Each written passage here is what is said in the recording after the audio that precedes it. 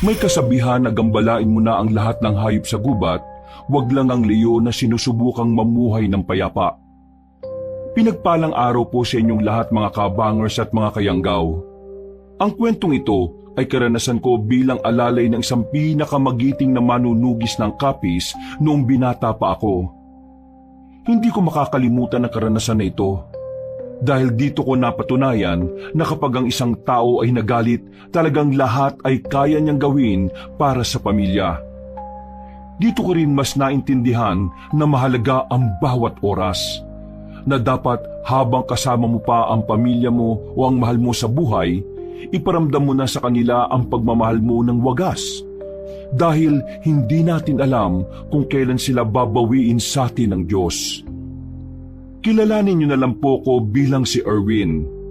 Kabanong, mga kabangers at mga kayanggaw, ito ang aking kwento.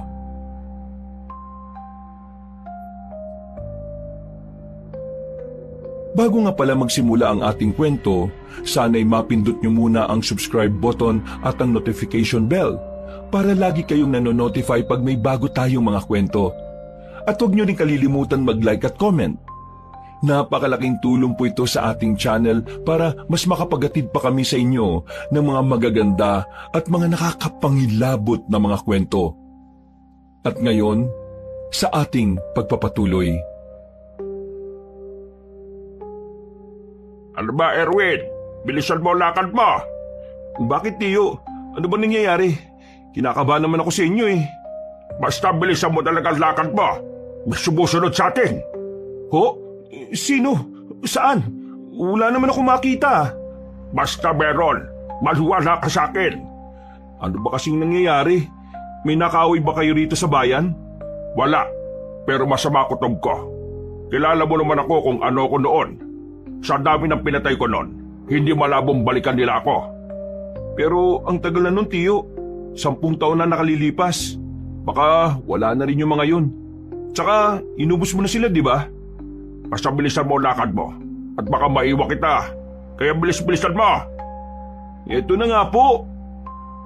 Teka, dito ka lang. Wala na po ba sila? Dito ka nga lang muna. Ang kulit mo naman eh. Nanatili ako sa kinatatayuan ko, Kabanong. Dumampot ng 2x2 si Tiyo sa gilid. Habang nasa iskinita kami noon, hindi ko maiwasang hindi rin kabahan. Kilala ko si Tiyo. Alam kong kapag sinabi niya, totoo. Hindi niya ugaling manakot o gumawa lang ng kwento para mang-trip. Mga ilang sandali lang, biglang may lumabas na 2 lalaki sa likuran niya. Pagharap ni Tiyo ay agad niyang hinampas ang 2 yon. Nakailag ang 2 lalaki at nang makita ni Tiyo ang mukha ng mga yon, napatigil siya at napamura na lang. Binitiwan niya ang hawak na 2x2. Lumapit na rin ako sa kanila nang mapansin kong hindi naman pala sila magkakaaway. Kayo ba yung sumusunod sa akin? Oo, kami nga. Kanina ka pa namin sinusundan eh. Ang bilis mong maglakad. Eh, pambihira naman. Pinakaban niyo ako eh. Alam niyo bang nasa isip ko eh, patayin ko na kayo sa oras na makita ko kayo? Tapos kayo pala yan? Kung may kailangan kayo sabihin, pwede niyo naman akong lapitan na lang ng pasimple. Hindi yung susundan niyo ako para bang mga tauhan kayo ng masasamang grupo eh. Pasensya na. Nag-iingat din kami para sa kaligtasan mo. Kaya hindi kami basta-basta lumalapit sa iyo, Magteban. Tiyo, kilala mo sila? Oo. Etong 2 to eh, estudyante ko dati sa Dimasalang. 10 taon lang itong 2 to nung umalis ako ron. Ngayon eh, malalaking tao na. Buti nga't hindi mo kami nakalimutan eh. Nakilala mo pa rin kami. Abay, hindi ko makakalimutan ang mukhang yan. Kayo ang pinakapasaway sa estudyante ko noon. Kaya tumatak sa akin yung mga mukha ninyo. Mang Teban, kumusta naman po yung buhay nyo ngayon? Eh, heto. Nasa maayos naman akong kalagayan. Masaya naman kaming magpamilya. Yung 2 kong anak, pagtatapos na sa kolehiyo. Yung 2 naman eh, tutungtong na sa high school, ngayong pasukan. Ay, siya nga pala. Eto si Erwin, pamangking ko. Palagi kong kasama yan dahil sa bahay lang din naman namin siya nakatira. Magandang hapon sa inyong 2. Kinagagal ko kayo makilala. Badang ang pangalan ko. Ito naman si Wilberto. Estudyante kayo ni Tio sa pagiging manunugis, tama? Oo, ganun na nga. Alam nyo, kaarawan ng bunso ko ngayon eh. Tingnan nyo, meron kaming biniling cake at pansit. Nagpaluto rin kami ng iba pang handa sa bahay. May ginagawa ba kayo ngayon? Gusto nyo, sumama na kayo sa bahay, kain tayo. Nagkatinginan ng dalawang lalaki, Kabanong. Nawala sa mukha nila ang ngiti na kanina lang ay kitang-kita namin. Nagtaka naman si Tio. Bigla ring sumeryosong mukha niya dahil sa reaksyon ng dalawa. Oh, bakit? Anong problema? Meron ba? Ang totoo, kaya ka namin sinusundan. Kasi meron kaming mahalagang bagay na gustong sabihin sa iyo eh. Mang Teban, sana bumalik ka na sa samahan. Kailangan ka ng mga bagong henerasyon ng manunugis eh. At yan ang dahilan kung bakit niyo ako sinusundan. Ang pabalikin ako sa trabahong inalisan ko na 10 taon na nakakalipas. Alam kong hindi maganda na ito kagad ang bungad namin sa iyo. Pero ayaw naming magsayang ng oras eh. Bawat minutong lumilipas, nalalagay sa panganib ang samahan. Mas lumalaki ang tsansa na malagay sa peligro ang buhay ng maraming tao. Diretsuhin nyo na nga ako. Ano bang pinagsasasabi nyo? Nakatanggap kami kasi ng report mula sa konseho. May mga namataan na aswang sa South. At hindi lang sila basta mga aswang ha. Nakumpirma ng ibang grupo na ang mga aswang na yun kasama sa naging labanan sa bundok 10 taon ang nakakalipas. Ibig sabihin, hindi nyo naubos yung mga aswang na yun. May ilang nakatakas. At ang mga nakatakas na yun ay may balak na bumalik. Naghahanda na sila, Mang Teban. Aba, imposible yung sinasabi ninyo. Sinigurado namin no na talagang naubos na namin silang lahat eh. Pagkatapos ng labanan sa bundok, sinuyod pa namin yung buong gubat. Ang mga abandonadong baryo, pati na rin yung South, pinuntahan namin. Wala na kami nakita mga aswang eh. Kaya hindi ako maniniwala na meron silang namataan na aswang sa South. Ako mismo magpapatunay na natalo namin silang lahat. Kung sino man yung mga taga-konseho na nagsabi sa inyo, gusto lang nilang pabalikin ako. Wala nang iba pang dahilan. Lihitimo ang impormasyong nakuha namin. Kami mismo. Nakumpirma namin nung nagpunta kami ng South. Pero kami nakita mga bakas ng aswang. Nakita nyo ng pisikal na may nabubuhay pang aswang? Hindi. Pero may mga palatandaan kami at mga bakas sa kanila. Hanggat hindi kayo nakakapagbigay sa akin ng matibay na ebidensya na meron pang aswang, hindi ako maniniwala. Pasensya na pero sinayang nyo lang yung oras nyo. Hindi na ako babalik sa samahan. Kaya ako nga sila inubos nun kasi gusto ko na pagkatapos maituon ko na ang buhay ko sa pamilya ko. Ngayon, masaya na ako. Namumuhay kami ng tahimik. Nasusubaybayan ko lahat ng magagandang pangyayari sa buhay ng mga anak ko. Kaya hindi na ako babalik sa trabaho na iniwan ko matagal na. Pero Mang Teban, wala kaming pinuno. Wala kaming sinusundan. Wala kaming gabay. Ikaw lang yun kung sakaling babalik ka. Kailangan ka namin, hindi nyo ako naiintindihan dahil mga bagito pa kayo. Kapag matagal na kayo sa ganyang trabaho at nagawa nyo na lahat ng dapat, darating kayo sa punto na gugustuhin nyo lang na mamahinga sa katahimikan kasama mga mahal ninyo sa buhay. Sa ngayon hindi nyo pa yan mararamdaman. Kasi masaya pa kayo sa ginagawa nyo Hindi ka ba naging masaya sa ginagawa mo noon? Naging masaya ba ako noon? Oo naman. Pero ang makitang unti-unting nalalaga sa mga taong itinuring ko na ring pamilya, ang makitang isa-isa silang namamatay dahil sa mga aswang na yon, pinakamasakit sa akin yon. Kaya ngayon, ayoko nang bumalik. Payapa na ang probinsya, payapa na ang Capiz, wala nang mga aswang. Gawa-gawa lang ng konseho mga nakarating sa inyo. Yung mga palatandaan, yung mga bakas, matagal nang nandun yun. Pero yung mga gumawa ng bakas, wala na sila. Paano kung totoong may nabubuhay pang aswang? Paano kung bigla silang umatake? Hayaan mo na lang ba na may masaktan at mamatay? Tapos ikaw, masaya na sa buhay kapiling ng pamilya mo? Ay, Brad. Hindi ko na gusto yung sinasabi mo Magdahan-dahan ka sa mga salita mo. Nagsasabi lang naman ako ng pwedeng mangyari. Pero pasimple mong sinisisi si Tito sa pagkakaroon niya ng tahimik na buhay Kung sakali mang mangyari ang sinasabi mo, wala na siyang kasalanan dyan. Kasalanan nyo na yan. Kasi kayo nang in charge dyan At hindi na si Tio na wala na sa serbisyo. Brad, hindi mo naintindihan Sa larangan namin, tungkulin muna bago ang iba. Wala na nga sa tungkulin si Tio. Ano bang hindi nyo maintindihan doon? Kaya nga kinakausap namin siya para bumalik siya kasi kailangan siya. Ayaw nga Mahirap bang intindihin kapag ayaw? Pag ayaw, ayaw na. Alam niyo, kahit 10 taon na kayo sa samahan, mga bago pa rin kayo sa paningin ko. Hindi niyo pa naranasan na talagang humarap at makipaglaban sa mga aswang.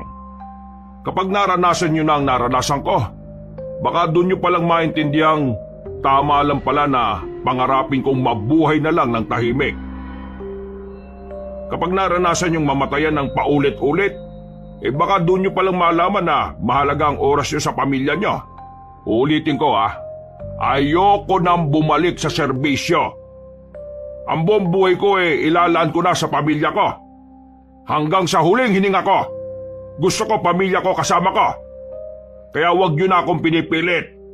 Wag nyo na akong konsensyahin dahil kahit na anong mangyari, kahit na anong isipin nyo, pipiliin ko pa rin ang pamilya ko. Sa oras na magbalik sila, hindi lang kami ang malalagay sa panganib. Ikaw rin, pati ang pamilya mo. Ikaw ang una nilang babalikan, Mang Teban. Kaya sana, handa ka sa araw na yun. Nagbabanta ba kayo sa tiyo ko? Hindi ako nagbabanta, Brad. Itong mga sinasabi namin, paalala at warning lang. Sana makatulong itong mga sinabi namin para maging handa kayo sa maaaring maging epekto ng pagbabaliwala nyo sa mga aswang. Kung sakali magbago ang isip mo, Mang Teban, eto, tawagan mo lang kami sa numerong yan. At pasensya na rin kung may pangit ako nasabi. Ikaw pa rin ang idol namin, kaya mataas ang respeto namin sa'yo. Sige na, umuwi na kayo. Uuwi na rin kami dahil kaarawan ng bunso ko ngayon. Ayaw kong masira ang araw na ito dahil mahalaga ito sa anak ko. Maraming salamat po sa oras niyo, Mang Teban. Napailing na lang si Tio at naglakad na rin kami paalis. Ramdam ko ang inis ni Tio base sa pagkakaigpit ng yakap niya sa bilao. Nang makarating na kami sa sakayan, doon pa lang ako nagkaroon ng pagkakataon na kausapin si Tio. Tingin mo, Tio, gumagawa lang kaya sila ng kwento para pabalikin ka? Hindi sila. Yung konseho ng mga manunugis. Mahilig silang gumawa ng problema kahit wala naman talagang problema. Ginagawa nila yun para pabalikin ako. Ilang beses na nilang ginawa yun Kala siguro nila maliniwala ako. Pero ngayon, iba na yung galaw nila. Ginamit na nila yung 2 kong paboritong estudyante noon. Grabe pala mga yan no? Wala silang respeto sa buhay ng ibang tao. Basta lang masunod yung gusto nila. Hindi naman ako babalik kahit na anong gawin nila Masaya na ako sa buhay ko ngayon. Isa pa, nangako ko sa mga anak ko at sa asawa ko na kahit na anong mangyari, sasamahan ko sila. Huminga ng malalim si Tio. Ramdam ko ang stress niya nung mga oras na yon. Pero pinipilit na lang niyang burahin sa isipan niya ang mga bagay na nangyari. Makalipas ang ilang minuto, bigla kaming nasiraan. Mura ng mura ang driver ng tricycle. Inabot kami ng halos kalahating oras. Sumapit na rin ang gabi pero nasa gilid pa rin kami ng kalsada. Mabuti na lang, merong napadaang kakilala ng driver. Tinulungan ng maayos ang tricycle kaya nakaalis rin kami. Dakong 7:00 na nang makarating na kami sa baryo namin. Tahimik at payapa sa lugar na yon. Kakaunti pa lang din kasi ang nakatira doon. Tapos magkakalayo rin ang mga bahay. Nako, magugustuhan to ni Bunso. Nung nakarampa gusto na niyang tumikim ng cake Ang sabi ko, hintayin na lang niya yung birthday niya. Hindi makapaghintay yung loko Alam niyo ba na kinukulit din ako noon? Nabigyan ko siya ng pera para makabili daw siya ng cake. Sabi ko, wala naman akong pera eh. Kasi nag-aaral pa rin ako. Ang kulit eh. Yan talagang bunso ko, oh. Kahit 15 anyos na eh, akala mo baby pa rin eh. Hindi ko naman yun matanggihan kasi nung nasa serbisyo pa ako, hindi ko siya madalas makasama. At baby pa kasi siya noon. Ngayon na ako nakakabawi sa kanya eh. Swerte nga po ng mga pinsan ko sa inyo eh. Ang buti niyong ama. Swerte ako sa kanila. Sila ang lakas ko eh. Oh, nandito na pala tayo. Mula sa gate, may ilang metro na daan papunta sa pinakabakuran at napangiti pa si Tio sa sobrang pagkasabik. Iniisip namin kung ano ang magiging reaksyon ng bunso niyang anak. Pagdating namin sa bakuran, nakita naming nakabagsak ang kaldero sa lapag. Tahimik din ang loob ng bahay. Himalang walang tao sa labas. Naabutan din namin ang naiwang pinapakulong baboy sa salangan. Mayroong napansin si Tio sa lapag. Pagtingin namin, dugo. Dugo yun ng tao. Nagmamadali kaming pumasok ng bahay. Sa sala pa lang, tumambad na sa amin ang hindi katanggap-tanggap na senaryo. Nagkakalat ang dugo sa lapag. May mga talsik din sa pader. Unang nakita namin, yung bunso niya. Hawak-hawak pa ng pinsan ko ang regalo na mula sa nanay nila. Kaunting lakad lang, nakita naman namin si Lola. Dinamay rin siya kahit na hindi na siya nakakabangon. Hinanap namin sila Tia. Nakita namin si Tia sa banyo, nakasubsob sa sulok at wala na ring buhay. Merong butas sa liig at maraming hiwa sa katawan. Yung 3 anak pa ni Tio ay nakita naman namin sa iisang kwarto. Wasak ang pintuan doon. Yung 2 nakahandusay sa lapag, naliligo sa sariling dugo. Yung panganay na babae, nasa kama. Marami ding hiwa sa katawan. Merong malalim na hiwa sa leeg. Hindi. Hindi. Hindi ito totoo. Palaginip lang to. Palaginip lang to. Pinilit kong kumbinsihin ang sarili ko na ang mga nakita namin ay panaginip lang. Pero sa tuwing ididilat ko ang mga mata ko, yun at yun pa rin ang nakikita namin. Ang dating masaya at masiglang bahay, tila naging impyerno. Naging imahe ng karahasan at kamatayan. Napaupo na lang si Tio sa gilid. Aligaga ang mga mata niya. Hindi mapakali ang kamay niya. Para siyang mababaliw. Para siyang masisiraan ng ulo dahil sa sabay-sabay na pagpatay sa pamilya niya. Nung mga oras na yun, kabanong, kahit papaano ay nakakapag-isip pa ako ng maayos. Kaya agad kong tinawagan ng barangay. Dumating sila matapos ang ilang minuto. Kasunod naman noon ang mga pulis. Galing po kami sa bayan. Bumili lang kami ng cake at pansit. Pag-uwi namin kanina, eto na yung inabutan namin. Kaaway? Wala namang nakaaway.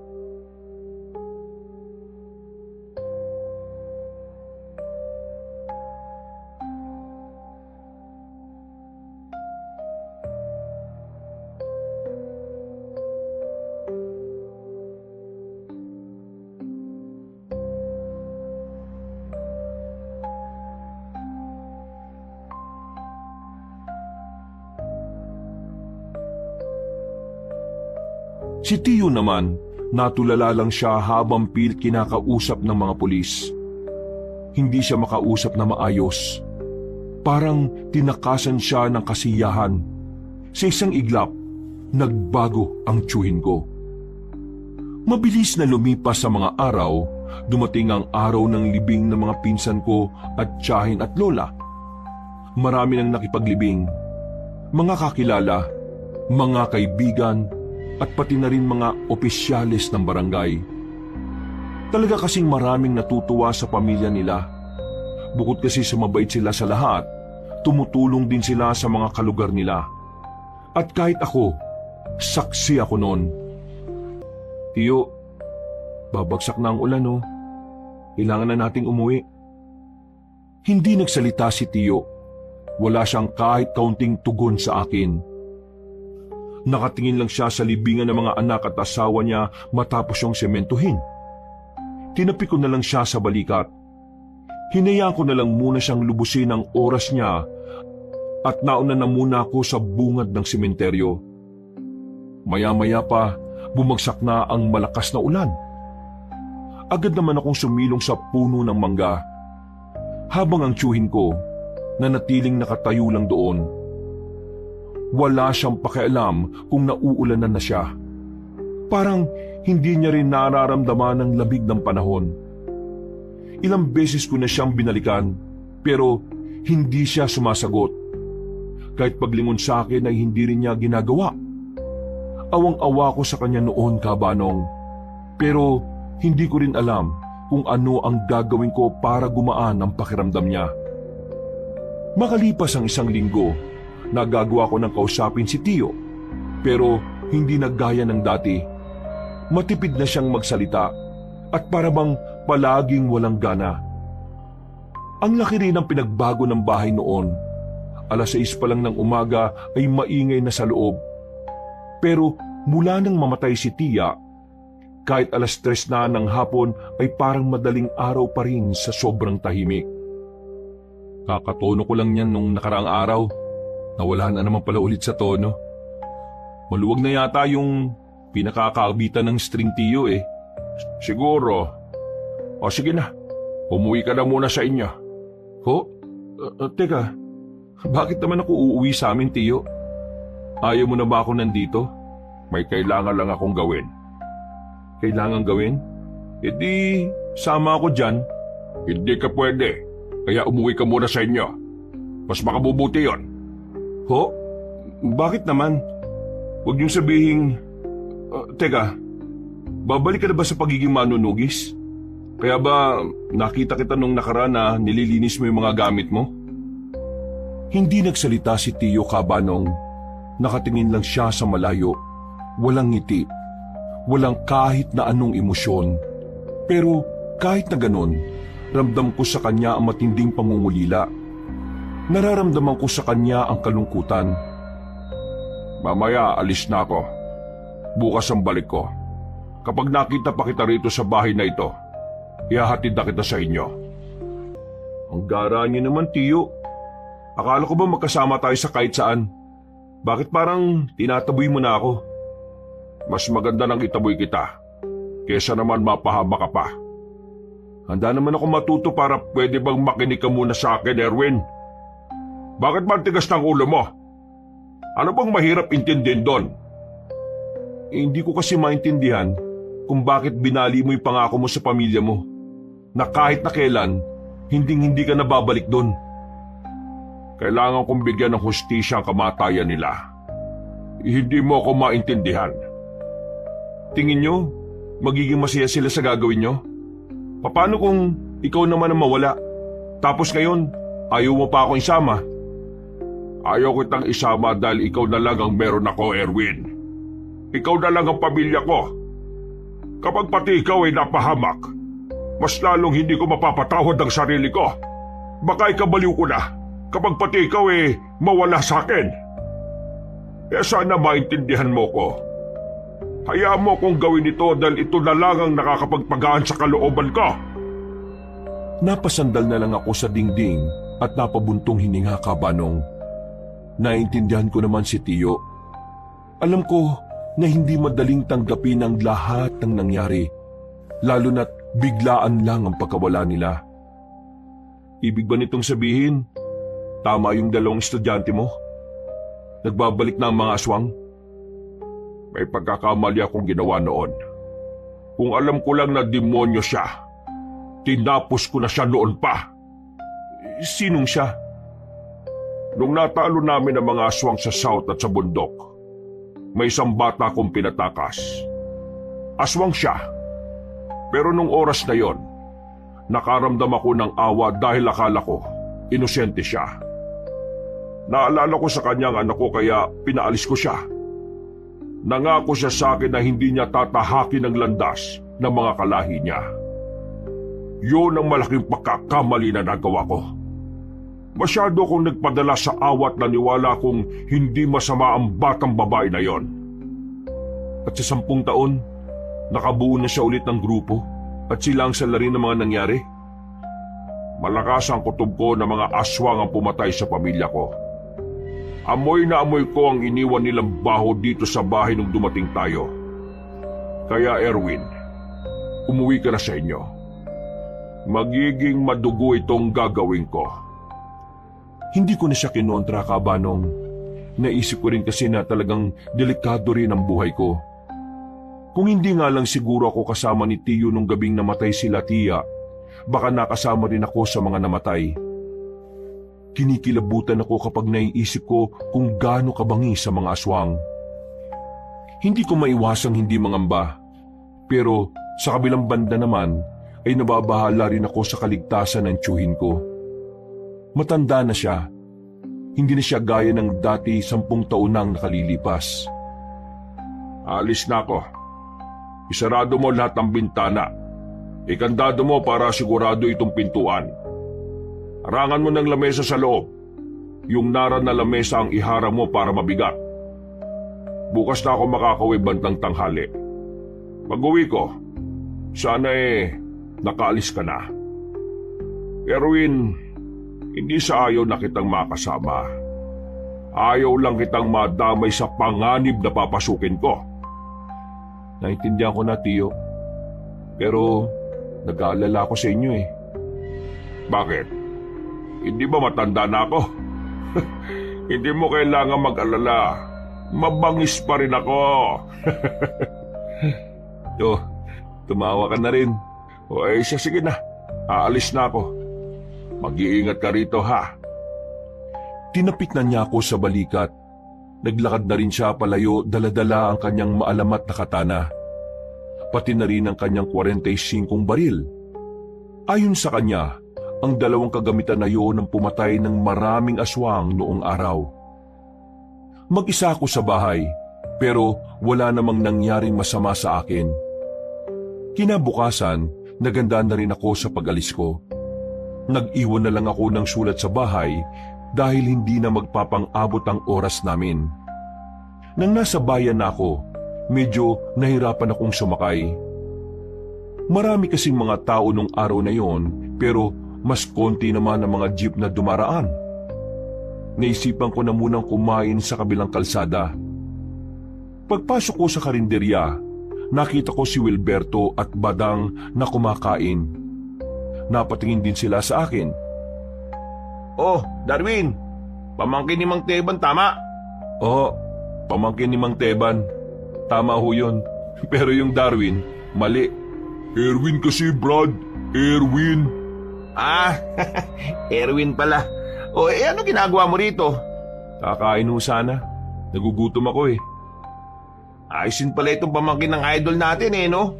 Yung tanong mo kasi pangtanga eh. Tanungin mo anong gagawin niya rito. Malamang kakain. Alam nga namang maligo yan dito kainan to.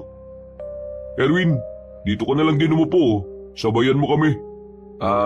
Sige. Ay, siya nga pala. Kumusta na tiyuhin mo?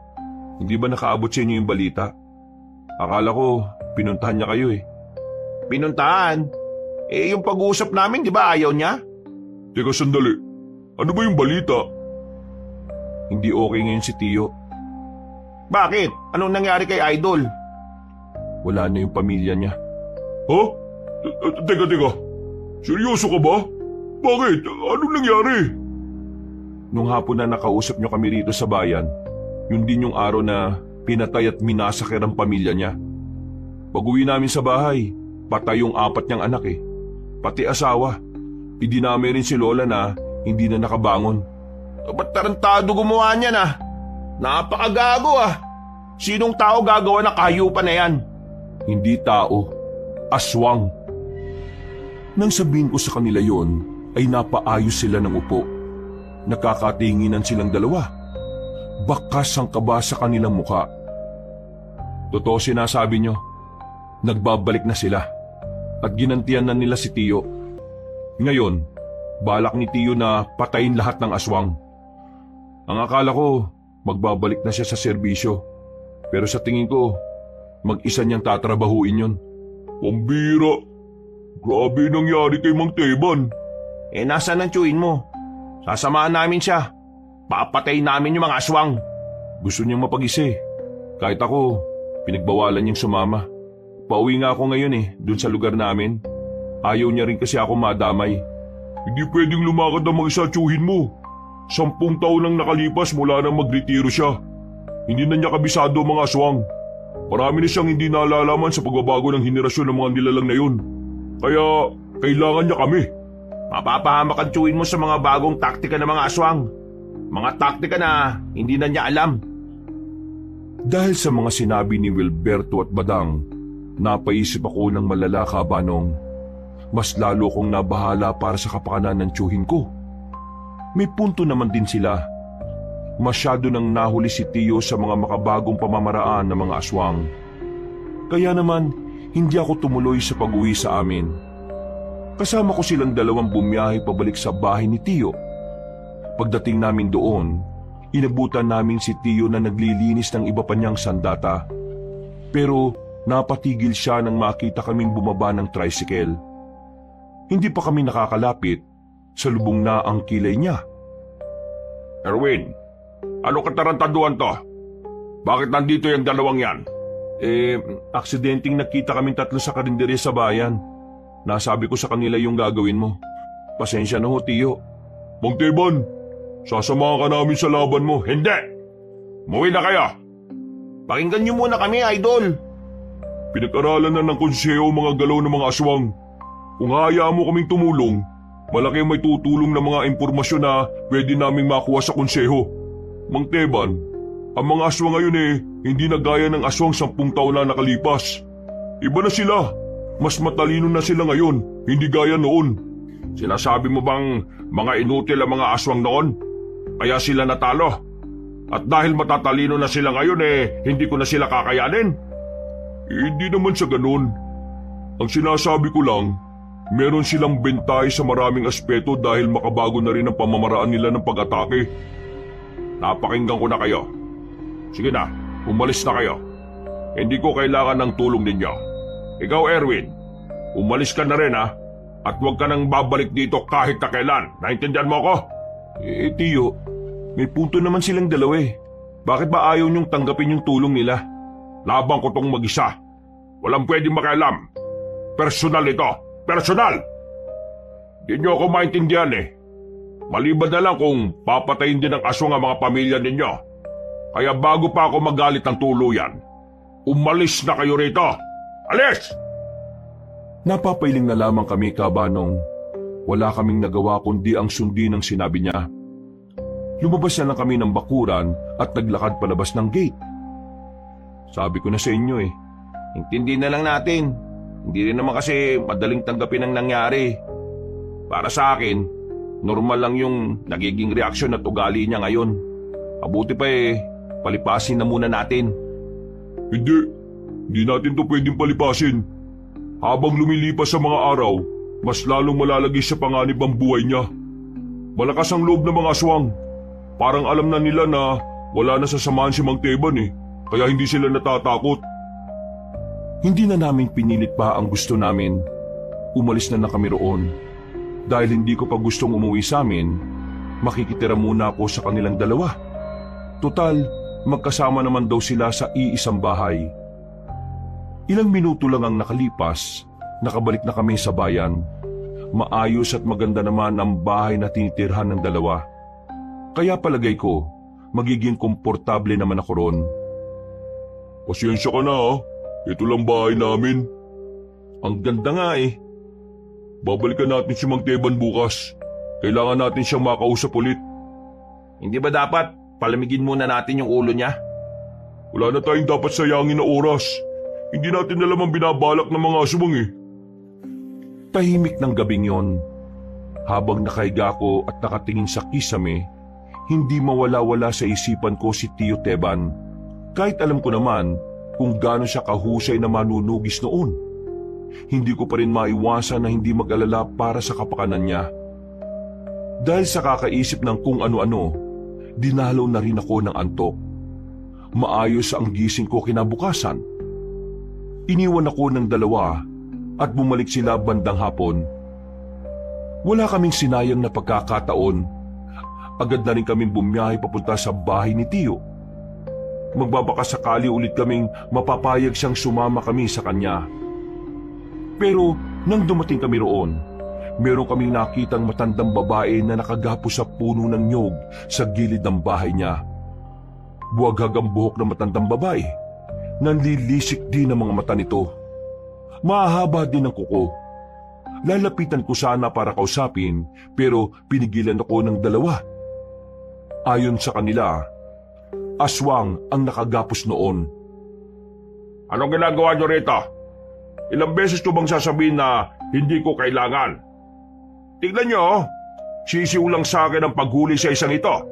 Patunay lang yan na kaya ko pa rin gumalaw kahit wala akong kasama. Tiyo, saan mo kinuha yan? Hindi na mahalaga yon. Ang mahalaga, nandito siya at pipigayin ko siya. O ano, di ba kaya alis? Anong gusto niyo makita? Kung paano ko pagsasalitain ng matandang ito? Kinuha ni Tiyo ang tubo sa silong ng bahay. Lumapit ito sa matandang babae at tinukoy ang dulo ng tubo sa ulo nito. Umangil naman ang aswang na yon. Galit na galit. Naglalaway at lumalabas pa ang mahaba at matulis nitong dila. Tanda, sabihin mo sa akin kung nasaan ang iba mong mga kasama. Kung hindi ka magsasalita, mahihirapan lang kita. Wala akong alam sa sinasabi mo. Wala akong kasama.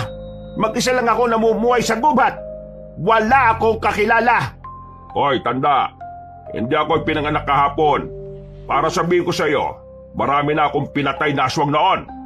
Kaya hindi na bago sa akin yung mga pinagsasasabi mo. Kung hindi ka magsasabi kung nasaan sila, pahihirapan kita. Kaya ngayon, tatanungin ulit kita. Nasaan ang iba mong mga kasama? Bakit ba ang kulit-kulit mo?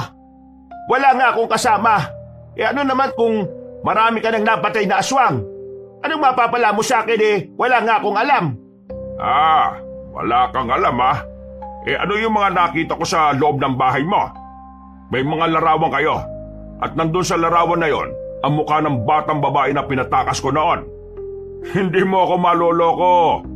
Magsasalita ka o ipatitikim ko sa iyo itong hawak ko. Bahala ka sa buhay mo.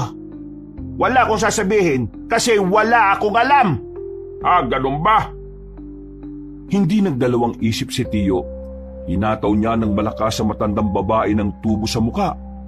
Sa lakas ng pagkakapalo niya ay agad na dumugo ang bibig na matanda. Hindi pa nakontento si Tiyo. Nakailang ulit niya pang hinataw ang mukha nito pero hindi pa rin nagsasalita ang matandang aswang. Ngayon, sabihin mo sa akin, nasaan ang iba mong mga kasama? Wala akong kasama. Wala. Wala. Sige, tingnan natin. Subukan naman natin tong isang pamalo.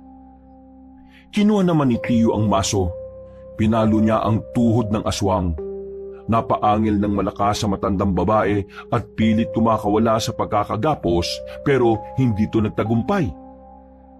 Tiyo, mukhang wala ka namang mapapala dyan Bakit? Naawa ka ba sa aswang na ito?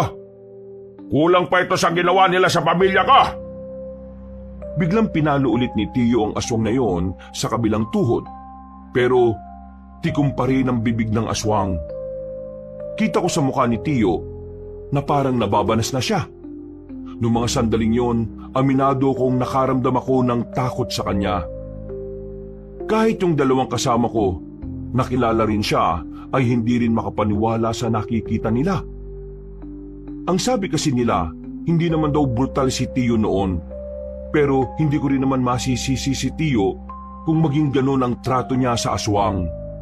Ang nilalang na yon ang dahilan kung bakit namatay ang pinakamamahal niyang pamilya. Mukhang hindi na kita mapapakinabangan, tanda. Kaya tingin ko dapat na kitang tapusin ngayon. Patayin mo na lang ako kasi wala kang mapapala sa akin. Ang dalawa, di ba gusto niyong makatulong? Oo, ano may tutulong namin? Kalagan niyo itong aswang na ito. Kalat ka rin niyo papunta sa tulay. Mahihiramin lang ako sa kumpare ko sa kabilang sityo. Tiyo, ano bang gagawin nyo? Hindi na nagsalita si Tiyo at agad na ring lumabas ng bakuran, Kabanong. Si Badang at Wilberto naman ay sinunod ang utos niya. Tinanggal nila ang pagkakagapos ng matandang aswang. Hinang-hina na yon, kaya hindi na rin makakatakas kung sakali mang tangkain ito. Nang nasa tulay na kami, nakita na lang namin na meron ng paparating na truck. Papunta yon sa amin. Mabilis ang takbo, kaya ang tangi naming nagawa ay gumilid na lang. Nasagasaan ng aswang. Tumilapon at nagkanda bali-bali ang katawan. Bumaba sa truck si Tiyo. Nilapitan niya ang aswang para siguraduhin patay na ito. Nang mapansin niyang buhay pa rin, itinarak na niya ang dala niyang katana. Nawindang ako sa ginawa ni Tiyo. Hindi agad ako nakapagsalita. Buong akala namin ay ibang tao ang nakabangga sa aswang. Sinadya pala talaga ni Tiyo yun para mas maging masaklap ang kamatayan ng aswang. Ang Teban, wala na yan. Hindi na yan nakahinga. Loyal talaga to sa samahan nila. Kahit na anong paghihirap ang ipinaranas sa kanya, hindi siya nagsalita eh. Sige na, umalis na kayo. Bumalik na sa truck si Tiyo. Kami naman ay bumalik na rin sa bahay niya. Doon namin siya kinausap ulit, pero kahit na anong pakiusap namin sa kanya, hindi niya kami pinapayagan. Talagang nanindigan siyang hindi niya kami kailangan. Naintindihan namin na personal ang dahilan mo, kaya gusto mong gumanti sa mga aswang. Pero sana, isipin mo rin na hindi basta-basta ang makakalaban mo. Kaya nga kami narito para tulungan ka eh. Hindi ka ba nakakaintindi? Pagiging matipid ba ang natutunan nyo? Nung hindi na ako ang naging guru ninyo? Pagiging makitid? Hindi naman pagiging makitid ang pagnanais na makatulong sa dating kasamahan ah.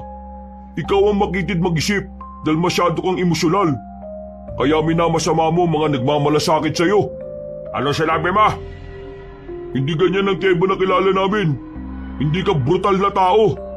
Yung Teban na kilala nyo ay matagal nang natapos. Ibang Teban na ang kaharap nyo ngayon. At ang bagong Teban ngayon ay wala nang alam sa bagong henerasyon ng mga aswang. Kaya dapat matuto kang humingi ng tulong. Sino ka ba sa kala mo? Para diktahan ako. Bagito pa lang kayo. Tama na yan, Brad. Hayaan mo na siya kung ayaw niya. Hindi pwede. Mapapahamak siya kung wala tayong gagawin. Papahamak? Minamalit mo ba ako? Tiyo, kalma lang. Hindi naman ganyan na ugali mo eh. Ano bang nangyari sa'yo? Huwag niyo lang akong pakialaman para wala na tayong problema. Papatayin ko ang mga aswang na yon sa paraan na alam ko. Kaya ang gawin nyo, umalis na kayo dahil nakakaabala kayo sa mga gusto kong gawin. Wala kayong magagawa. Marami pa kayong kakainin bigas bago nyo ako mahigitan. Bakit? Ano bang tingin mo sa amin?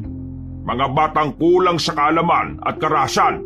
Kung yan ang tingin mo sa amin, sige, bahala ka sa buhay mo. Kapag napahama ka, sana wala kang sisisihin kundi sarili mo lang ha. Alberto, tara na. Huwag na natin pagsayangan ng oras ang matandang ito. Magaling at perpekto naman yata yung nung ininom niya yung reseta ng gamot na binigay sa kanya ng doktor niya. Alberto, tara na. Huwag na natin pagsayangan ng oras ang matandang to. Magaling at perpekto naman yata siya eh. Kaya na niya sarili niya. Tinakip na lang ako ni Wilberto sa balikat at naglakad na rin sila paalis. Naiwan ako sa harapan ng tiyuhin ko. Tumingin siya sa akin na masama. Kinabahan ako pero nagdesisyon akong samahan siya. Ano ba ginagawa niyo dyan? Sumunod na kayo ron sa dalawa.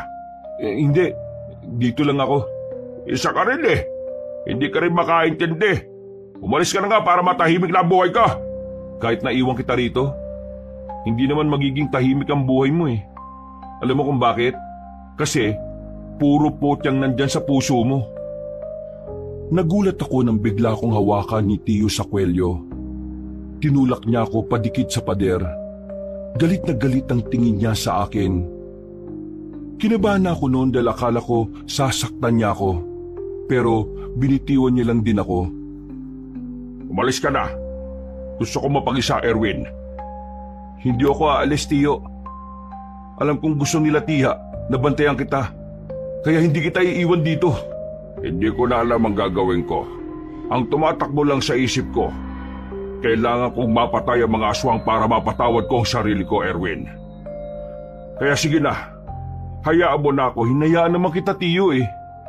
Ang gusto ko lang naman, hayaan mo rin akong samahan ka. Hindi lang ikaw yung nawalan. Nawalan din ako ng pinsan, lola at tiyahin. Masakit din sa akin na nangyaring ito, Tiyo. Sobrang sakit din. Tuwing gabi, palagi kong naalala yung itsura nila nung datnan natin sila rito. Hindi lang naman ikaw ang nahihirapan eh. Ako rin. Hindi ko rin mapatawad ang sarili ko sa nangyaring yun. Nangako rin ako noon kay Tia na kahit na anong mangyari, puprotektahan ko ang mga pinsan ko. Pero wala na akong nagawa nung gabing yun. Kagaya mo, sinisisi ko rin ang sarili ko. Huminga ng malalim si Tiyo Kabanong. Umupo siya sa pintuan at napatingin sa malayo. Tinabihan ko rin siya at inakbayan. Tiyo, sasamahan kita. Sabay nating kukunin ang hustisya para sa kanila. Kaya sana naman, tulungan mo rin ako. Tulungan mo akong makatulong sa'yo. Maraming salamat. Maraming salamat talaga, Erwin. Naliwanagan na rin si Tiyo noong gabing yon. Pumayag na siyang samahan ko siya. Pero hindi siya pumayag na makialam ang konseho sa magiging misyon namin. Hindi niya rin gustong isama si Badang at Wilberto. Dahilan niya, ayaw niyang mapahamak ang dalawang yon. Hindi dahil alam niyang kulang pa sa karanasan, ngunit dahil ayaw niyang may mabawasan na naman sa mga taong mahalaga sa kanya. Kinabukasan, medyo magaan ang pakiramdam ko. Nakikita ko na rin nakangiti si Tiyo. Habang pinagmamasdan niya ang larawan nilang magpamilya. Ramdam ko ang namumuong pag-asa at saya sa kanya. Nilapitan ko siya at inakbayan. Pakiramdam ko noon, bumalik na ang dating Tiyo ko na talagang positibo sa buhay. Tiyo, si Badang at Wilberto, hindi ba talaga sila pwedeng sumama? Ramdam ko kasing sincero sila sa pagtulong sa atin eh. Hindi ko pa nababasa ang galaw ng mga aswang eh. Kaya delikado kung marami tayong gagalaw. Kapag marami, mas madali nila tayong mababantayan. Kung sakaling dumating ang oras na kailanganin na natin ng tulong, handa akong tanggapin sila. Kailan mo ako tuturuan ng mga nalalaman nyo? Ngayon, Agad-agad? wala tayong oras para magbuni-muni. Sa ginawa kong pagpaslang sa matandang aswang, siguradong galit na sila. Opisyal yun ng mga aswang. Opisyal? Sigurado ka, Tiyo? Oo. Hinalungkat ko yung mga gamit niya bago ko sunugin ang bahay niya. Doon ko nalaman na talagang konektado siya sa mga aswang na pumaslang sa pamilya ko.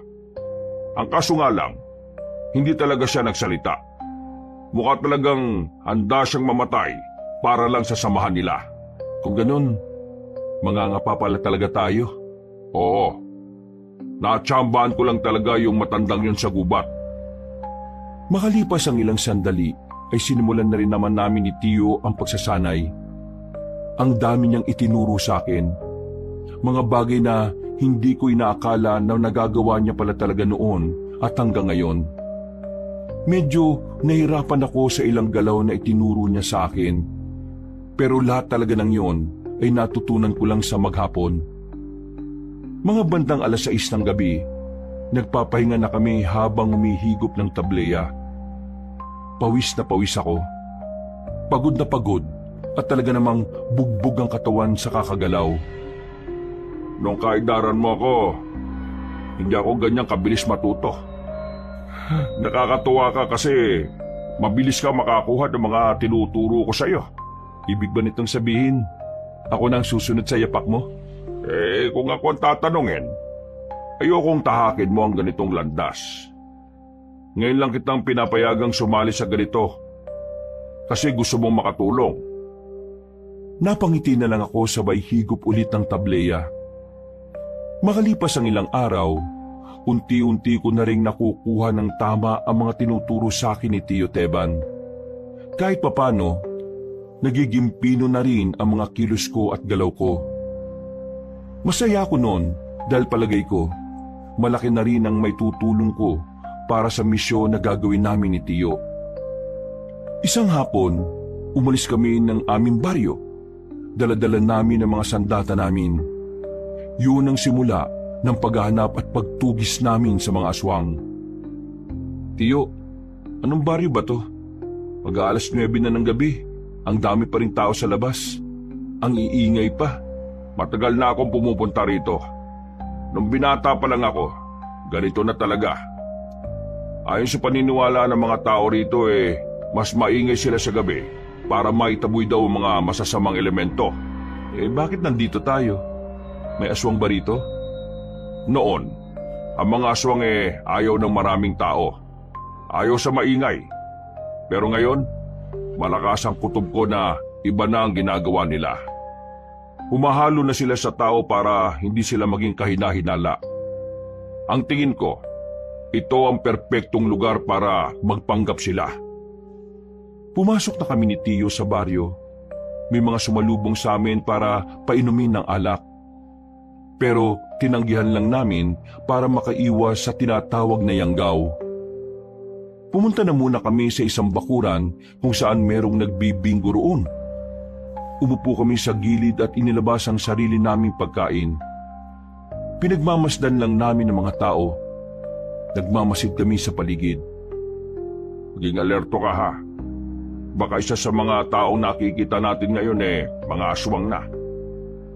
Wala ba tayo nung langis na sinasabi mo dati na nakakatukoy ng aswang? Ginamit ko yon nung bago ko mahuli yung matandang aswang. Pero hindi na yun tumatalab ngayon sa kanila. Ibig sabihin, yung mga aswang ngayon, hindi na sila nararamdaman ng langis. Kaya mano-mano natin silang uobserbahan ngayon. Habang kumakain kami ni Tio, napansin ko ang isang lalaki na nakatingin sa akin. Itinuro ko sa kanya yon. Tumigil kami sa pagkain. Nang mapansin din ng lalaki na nakatingin ako sa kanya, bigla na lang siyang naglakad paalis. Nagmamadali naming sinundan ng lalaking yon. Inihanda na rin namin ang aming sarili. Nang lumiko na kami sa isang kanto, tuluyan na namin siyang naabutan. Dinakma agad ni Tio ang lalaki sa balikat. Hinila ng malakas at agad na tinutukan ni Tio ng patalim sa liig. Sabi mo sa amin kung nasaan ang mga kasama mo. Dahil kung hindi, ibabaong ko itong hawak kong katana sa leeg mo. At hindi pa ako makukontento. Susunugin kita habang naghihingalo ka. Ano ba yan? Diyos ko! Winawaral niyo, Kesh! Ano bang nagawa kong wrongfully sa inyo? Sinetch ba kayo? Mga person kayo? Teka, bakit ganyan ka magsalita? Obvious pa ba gets? Isa akong baklush, Becky, bading! Huwag kang papalin lang sa isang ito. May mga aswang na bading din. Kaya ikaw bakla ka. Kung ayaw mong mamatay ng maaga, sabihin mo sa akin kung nasaan ang ibang aswang. Ay, wow siya oh. Galit yan siya. Me? Monster? Never! I'm not aswang, no? I'm simply human being na may dream maging girly. Hindi ako aswang. Tsura nitong thunders na ito. Kung hindi ka aswang, bakit ka tingin ng tingin sa amin? Correction, hindi sa inyo. It's only you, boylet. Bet na betsong ka kasi ng beauty Kesh. Tiningnan niya ako ng malagkit. Nakaramdam naman ako agad ng pagkailang. Pati rin si Tio ay parang kinilabutan. Binitiwan niya ang bading na yon. Tiningnan niya pa si Tio mula ulo hanggang paa. Tapos kumindat siya sa akin. Bago siya maglakad palayo, sumenyas pa siya sa akin na sundan ko siya sa halagang 150. Mas kinilabutan pa ako sa ginawa ng baking yung kaysa sa ideya na kakalabanin natin yung aswang Ikaw pala ang gusto Hirap maging pogi no? Napapakamot na lamang kami sa ulo. Habang naglalakad kami pabalik, dito na namin nakita ang totoong aswang. Parang inabangan na niya kami noon, kabanong. Nakatingin siya sa amin at nagawa pa kaming ngisihan. Nang lalapitan na sana namin siya, ay bigla siyang tumakbo ng mabilis. Hinabol namin siya ni Tio at wala na kaming pakialam kung makabanggaan namin ang iba naming makakasalubong na tao. Sa kakasunod namin, nakarating na kami sa isang abandonadong gusali. Madilim na roon at tanging ang kakaunting liwanag lang mula sa buwan ang nagsisilbing ilaw. Hindi na muna kami umabante. Sinuyod muna namin ang tingin ng buong paligid. Tiningnan ng likuran ng mga nakatambak na lumang gulong. Erwin, yanda mo sarili mo. May nararamdaman ako rito. Isa lang yun. Kayang-kaya natin yung Tiyo. Hindi sila nag-iisa. Marami sila. Nang sabihin ni Tio ang bagay na yon, ay agad na dumaloy ang kaba sa aking kalooban. Parang biglang naglaho ang inipon kong tapang.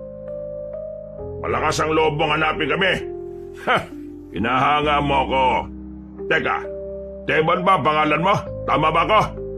Huwag kang umasta na parang ikaw ang pinuno ng mga salot na yan. Hindi mo ako maangasan. Ang mabuti pa, umalis ka na sa bubungan na yan. Bumaba ka rito at kalabanin mo ko kung talagang malakas ka. Heh, yung sinasabi mo kasi ay lumang tugtugin na yan. Hindi na tanga mga aswang para magsayang ng oras sa sitwasyon na hindi kasama sa mga plano. Bakit ka magalit na galit? Kasi nalagas nga pala ang pamilya mo. Naalala ko na kung papaanong magbakawang nanay mong hindi na makabangon. Pati na rin yung asawa mong iyak ng iyak. Lumuot pa nga sila nun eh. Ang kaso, hindi naawa yung pinuno namin. Kaya yun, pasensya na. Kasama ka pala sa mga pumaslang sa pamilya ko. Pwes, hindi mo na ako pahihirapan sa paghahanap sa'yo. Papatayin na kita ngayon. Ang kaso nga lang, wala akong panahon para lumaban sa'yo. Sapat na sa akin na malaman na kumikilos ka na para gumante. Ipaparating ko ito sa aming mahal na pinuno. Huwag kang duwag. Lumaba ka sa akin. Magaling lang kayo sa mga taong walang kalaban-laban sa inyo eh. Walang kalaban-laban? Hindi totoo yan. Sa katunayan, yung 4 mong anak eh makukulit. Sinubukan nilang kaming labanan. Ang problema, wala naman silang alam sa pagpatay sa mga kagaya namin eh. Kaya nangyari, sila namatay. Bakit? Masakit ba? Masakit bang mawala ng pamilya habang sinusubukan mong mamuhay ng masaya? Sobrang sakit ba? Kulang pa yan sa ginawa mong paglagas sa angka ng mga aswang. Pasalamat ka ba nga nakasama mo pa sila ng ilang taon eh, bago sila pinatay? Tiyo, huwag kang makikinig sa kanya. Sinisira lang niya yung kaisipan mo para mawala ka sa focus. Totoo naman ang sinasabi ko ah. Masakit talaga mawala ng mahal sa buhay. Kaya naiintindihan ko kung bakit ka nagagalit, Eban. Pero, inalulungkot kong sabihin sa'yo, hindi ngayon ang tamang pagkakataon para makaganti ka sa akin. Pero bilang pagpalubag loob, iiwan ko ang mga bata ko para kalabanin ka. Sila na lang ang pagbuntungan mo sa ngayon. Ayos na rin yan. Hindi na masama. Aswang din naman ang mga yan eh. Huwag kang umatras, huwag. Bye-bye. Magkikita pa naman tayo ulit eh. Hanggang sa susunod. Umalis na ang matandang lalaki, Kabanong. Saka naman kami pinalibutan ng mga aswang. Kitang-kita ko sa mukha ni Tiyo ang labis na galit. Tumataas na naman ang emosyon niya. Mga ilang sandali pa, sabay-sabay nang lumapit ang mga aswang. Hindi nagpatinag si Tiyo. Nilapitan niya rin ang mga yon. Namangha ako sa kung paano niya hinarap ang halos 6 na aswang, habang ako naman ay isa lang ang kaharap ko. Wisit kang aswang ka? Ganyan pala mukha mo? Agad kong hinagupit ng itak ang aswang na yon, pero nakailag siya at sumampa sa mga nakatambak na gulong. Kumuha naman ako ng bote sa gilid at binato ko sa pagbumukha niya. Nang tamaan siya, ay mas lalo siyang nanggigil sa akin. Nagmamadali niya akong inatake. Makailang ulit niya akong tinangkang kalmutin, pero buti na lang ay alam ko kung paano iiwasan ang mga atake niya. Nang makakuha ko ng tamang pagkakataon, mabilis ko siyang tinaga. tinamaan na siya sa hita. Dahilan para bumagal ang galaw niya. Dahil doon, mas lalo akong nagkaroon ng lakas ng loob. Mabilis kong pinagtatataga ang aswang hanggang sa tuluyan na nga siyang mapahiga at malagutan ng hininga. "Tiyo, ayos ka lang?" Hindi niya ako sinagot. Napatingin na lang ako sa mga aswang na nakahandusay sa harapan ko. Nandilisik ang mga mata ni Tiyo at kahit meron siyang mga tama, parang hindi niya yun nararamdaman. Pinatay niya ang 6 na aswang na walang kahirap-hirap. Hindi lang niya basta pinaslang. Nilasog-lasog niya pa ang katawan ng mga yon. Papatayin ko silang lahat. Pinapangako ko, uubusin ko silang lahat. Ipapasilip ko sa kanilang impyerno. Galit na galit si Tiyo. Hindi ko siya magawang hawakan noon dahil parang nag-iba na naman siya. Pero maya-maya lang, nagawa rin naman niyang kumalma. Agad ni rin naming iniwan ang lugar na yon. Bago namin lisanin ang baryo, rumonda pa kami pero wala na kaming nakita pang aswang. Ang tanging inabutan na lang namin ay ang bahay na pansamantalang tinirhan ng mga yon. Pasensya ka na kanina. Hindi ko na naman nakontrol ang sarili ko. Nagpadala na naman ako sa emosyon ko. Naiintindihan naman kita, Tiyo. Malabang sa malamang, pinaghahandaan na rin nila ako. Kaya nga kailangan natin magdoble ingat eh. Kanina, madali lang nating natalo yung mga aswang. Pero malakas ang kutob ko na higit pa sa mga aswang na yun ang makakalaban natin sa susunod. Madaling araw na makabalik na kami sa bahay. Matapos malinis ang mga sugat ni Tiyo, nagpahinga na muna kami sandali sa bakuran. Naalala mo pa ba nung maliit kayo ng mga anak ko? Palagi niyong pinakikialaman ng mga gamit ko doon. Ikaw yung palaging nagpapasimuno eh. Hindi ko alam na sinyales na pala yun na ikaw ang makakasama ko sa laban na ito. Sa totoo lang, Tiyo, gusto ko rin talaga yung ginagawa mo, bata pa lang ako. Mula nang malaman ko yun kay Papa, sinabi ko kagad sa sarili ko na gusto ko rin subukan ang larangan na pinasukan mo. Kaya palagi ako nandito eh. Pero Erwin, ang ganitong buhay ay hindi mo dapat pangarapin. Palaging delikado at palaging nasa panganib ang mga mahal mo sa buhay. Tingnan mo nangyari sa akin. Nadamay ang pamilya ko dahil sa pagiging marunugis ko. Tuwing bago ako matulog, palagi kong sinasabi sa sarili ko, kung sana hindi ako naging kampante. Kung sana hindi ko kinalimutan ang tungkulin ko. Di sana buhay pa sana sila ngayon. Hindi niyo naman kasalanan na ginusto niyong mamuhay ng tahimik eh. Ang tunay na may kasalanan ng lahat ng ito ay ang mga aswang at wala nang iba pa. Nagkataon lang talaga na sinamantala nila yung pananahimik niyo, Tiyo. Hindi kasalanan na gustuhing bigyan ng mapayapang buhay ang mga mahal niyo. Maraming salamat, Erwin. Siguro kung wala ka, wala na rin ako sa katinoan. Ngumiti na lang ako sa kanya, Kabanong. Makalipas ang ilang araw, nagkaroon kami ng impormasyon kung saan nagtatago ang matandang lalaki. Nalaman na rin naming Doming pala ang pangalan niya. May-ari daw ng babuyan sa isang lugar sa bayan. Hindi ko inakala na mga aswang pala ay nagninegosyo rin pala. Ayon kay Tiyo, ginagamit lang nila ang mga ganoong gawain para pagtakpan ang pagiging aswang nila. Bumiyahe kagad kami pagsapit ng gabi. Pagdating namin sa bayan, pinuntahan namin ang eksaktong lugar kung saan nakatirik ang babuyan ni Mang Domeng. Sa malayo pa lang, naamoy na ni Tiyo ang amoy ng aswang. Kaya naman, hinanda na rin namin ang aming mga sarili. Kakaliwa tayo. Kapag may nakita tayong ibang aswang, lalagpasan lang natin ha. Bakay natin ay si Domeng. Siya ang una nating lalapitan. Meron akong daladalang pampatulog ng aswang dito. Kapag naituro ko to sa kanya, kukunin natin siya at dadalhin. Susubukan natin siyang pagsalitain. Kung sakali namang walang aswang na iba sa paligid, sa bahay niya mismo natin siya igagapos. Sige, Tiyo. Naintindihan ko po. Maingat kaming lumapit sa babuyan. Sa likod nun, Merong bahay na katamtaman lang naman ang laki. Unang tingin namin sa bahay, parang kakaunting tao lang ang nakatira doon. Wala kaming naririnig na kahit na anong ingay. Pero maya-maya lang, narinig na naming nagsalita si Mang Domeng. Nasa balkonahe siya. Merong kinakausap sa telepono. Nang masiguro naming wala ng bantay sa paligid, gumapang kami papalapit sa bahay. Nagtungo kami sa loob. Nakita namin ang hagdanan kaya nagmamadali kaming umakyat doon. Inabutan namin si Mang Domeng na abalang-abala sa pakikipagdaldalan sa cellphone. Hindi nagsayang ng oras si Mang Teban. Nilapitan niya agad si Mang Domeng at tinarak ang matulis na bagay sa leeg nito. Paano niyong nalaman ang tiraan ko? Hindi na mahalaga yon. Ang mahalaga, mamaya pagising mo, kakanta ka. Dapat nasa tono ha, kasi kung hindi, mamamatay ka. Nawalan na ng malay si Mang Domeng.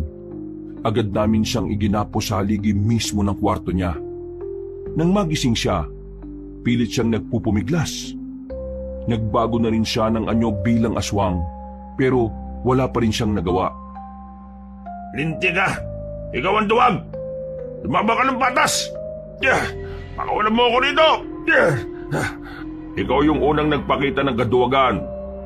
Nang iwan mo ako nitong nakaraan, sinubukan ko lang gawin yung ginawa mo. Masaya pala. Meron lang naman kami mga itatanong sa iyo. Sagutin mo para walang maging problema. At tingin nyo talaga, ilalaglag ko ang mga kasamahan ko? Manigas kayo! Magsalita ka, Domeng. Kailangan mo magsalita. Kasi kung hindi, baka pagsisiyan mo lang din. Kahit patayin nyo ako, wala kayong mababala sa akin. Hindi ko sasabihin sa inyo kung nasaan si Gabriela. Ganun ba? Sige. Kinuha ni Tio ang latigo niya sa bag. Pinalayo niya ako sandali. Hinagupit niya ng latigo si Mang Domeng. Sa sobrang lakas ng pagkakahataw niya, lumatay agad ang latigo sa balat nito. Isang latigo pa lang, dinugo na agad si Mang Domeng. Madali akong kausap, Domeng. Kung sasabihin mo sa akin ang kailangan ko, pwede pa kitang hayaang mabuhay. Hindi naman ako kagaya nyo ng mga siraulo. Sasabihin ko, sige, sasabihin ko na kung nasan sila.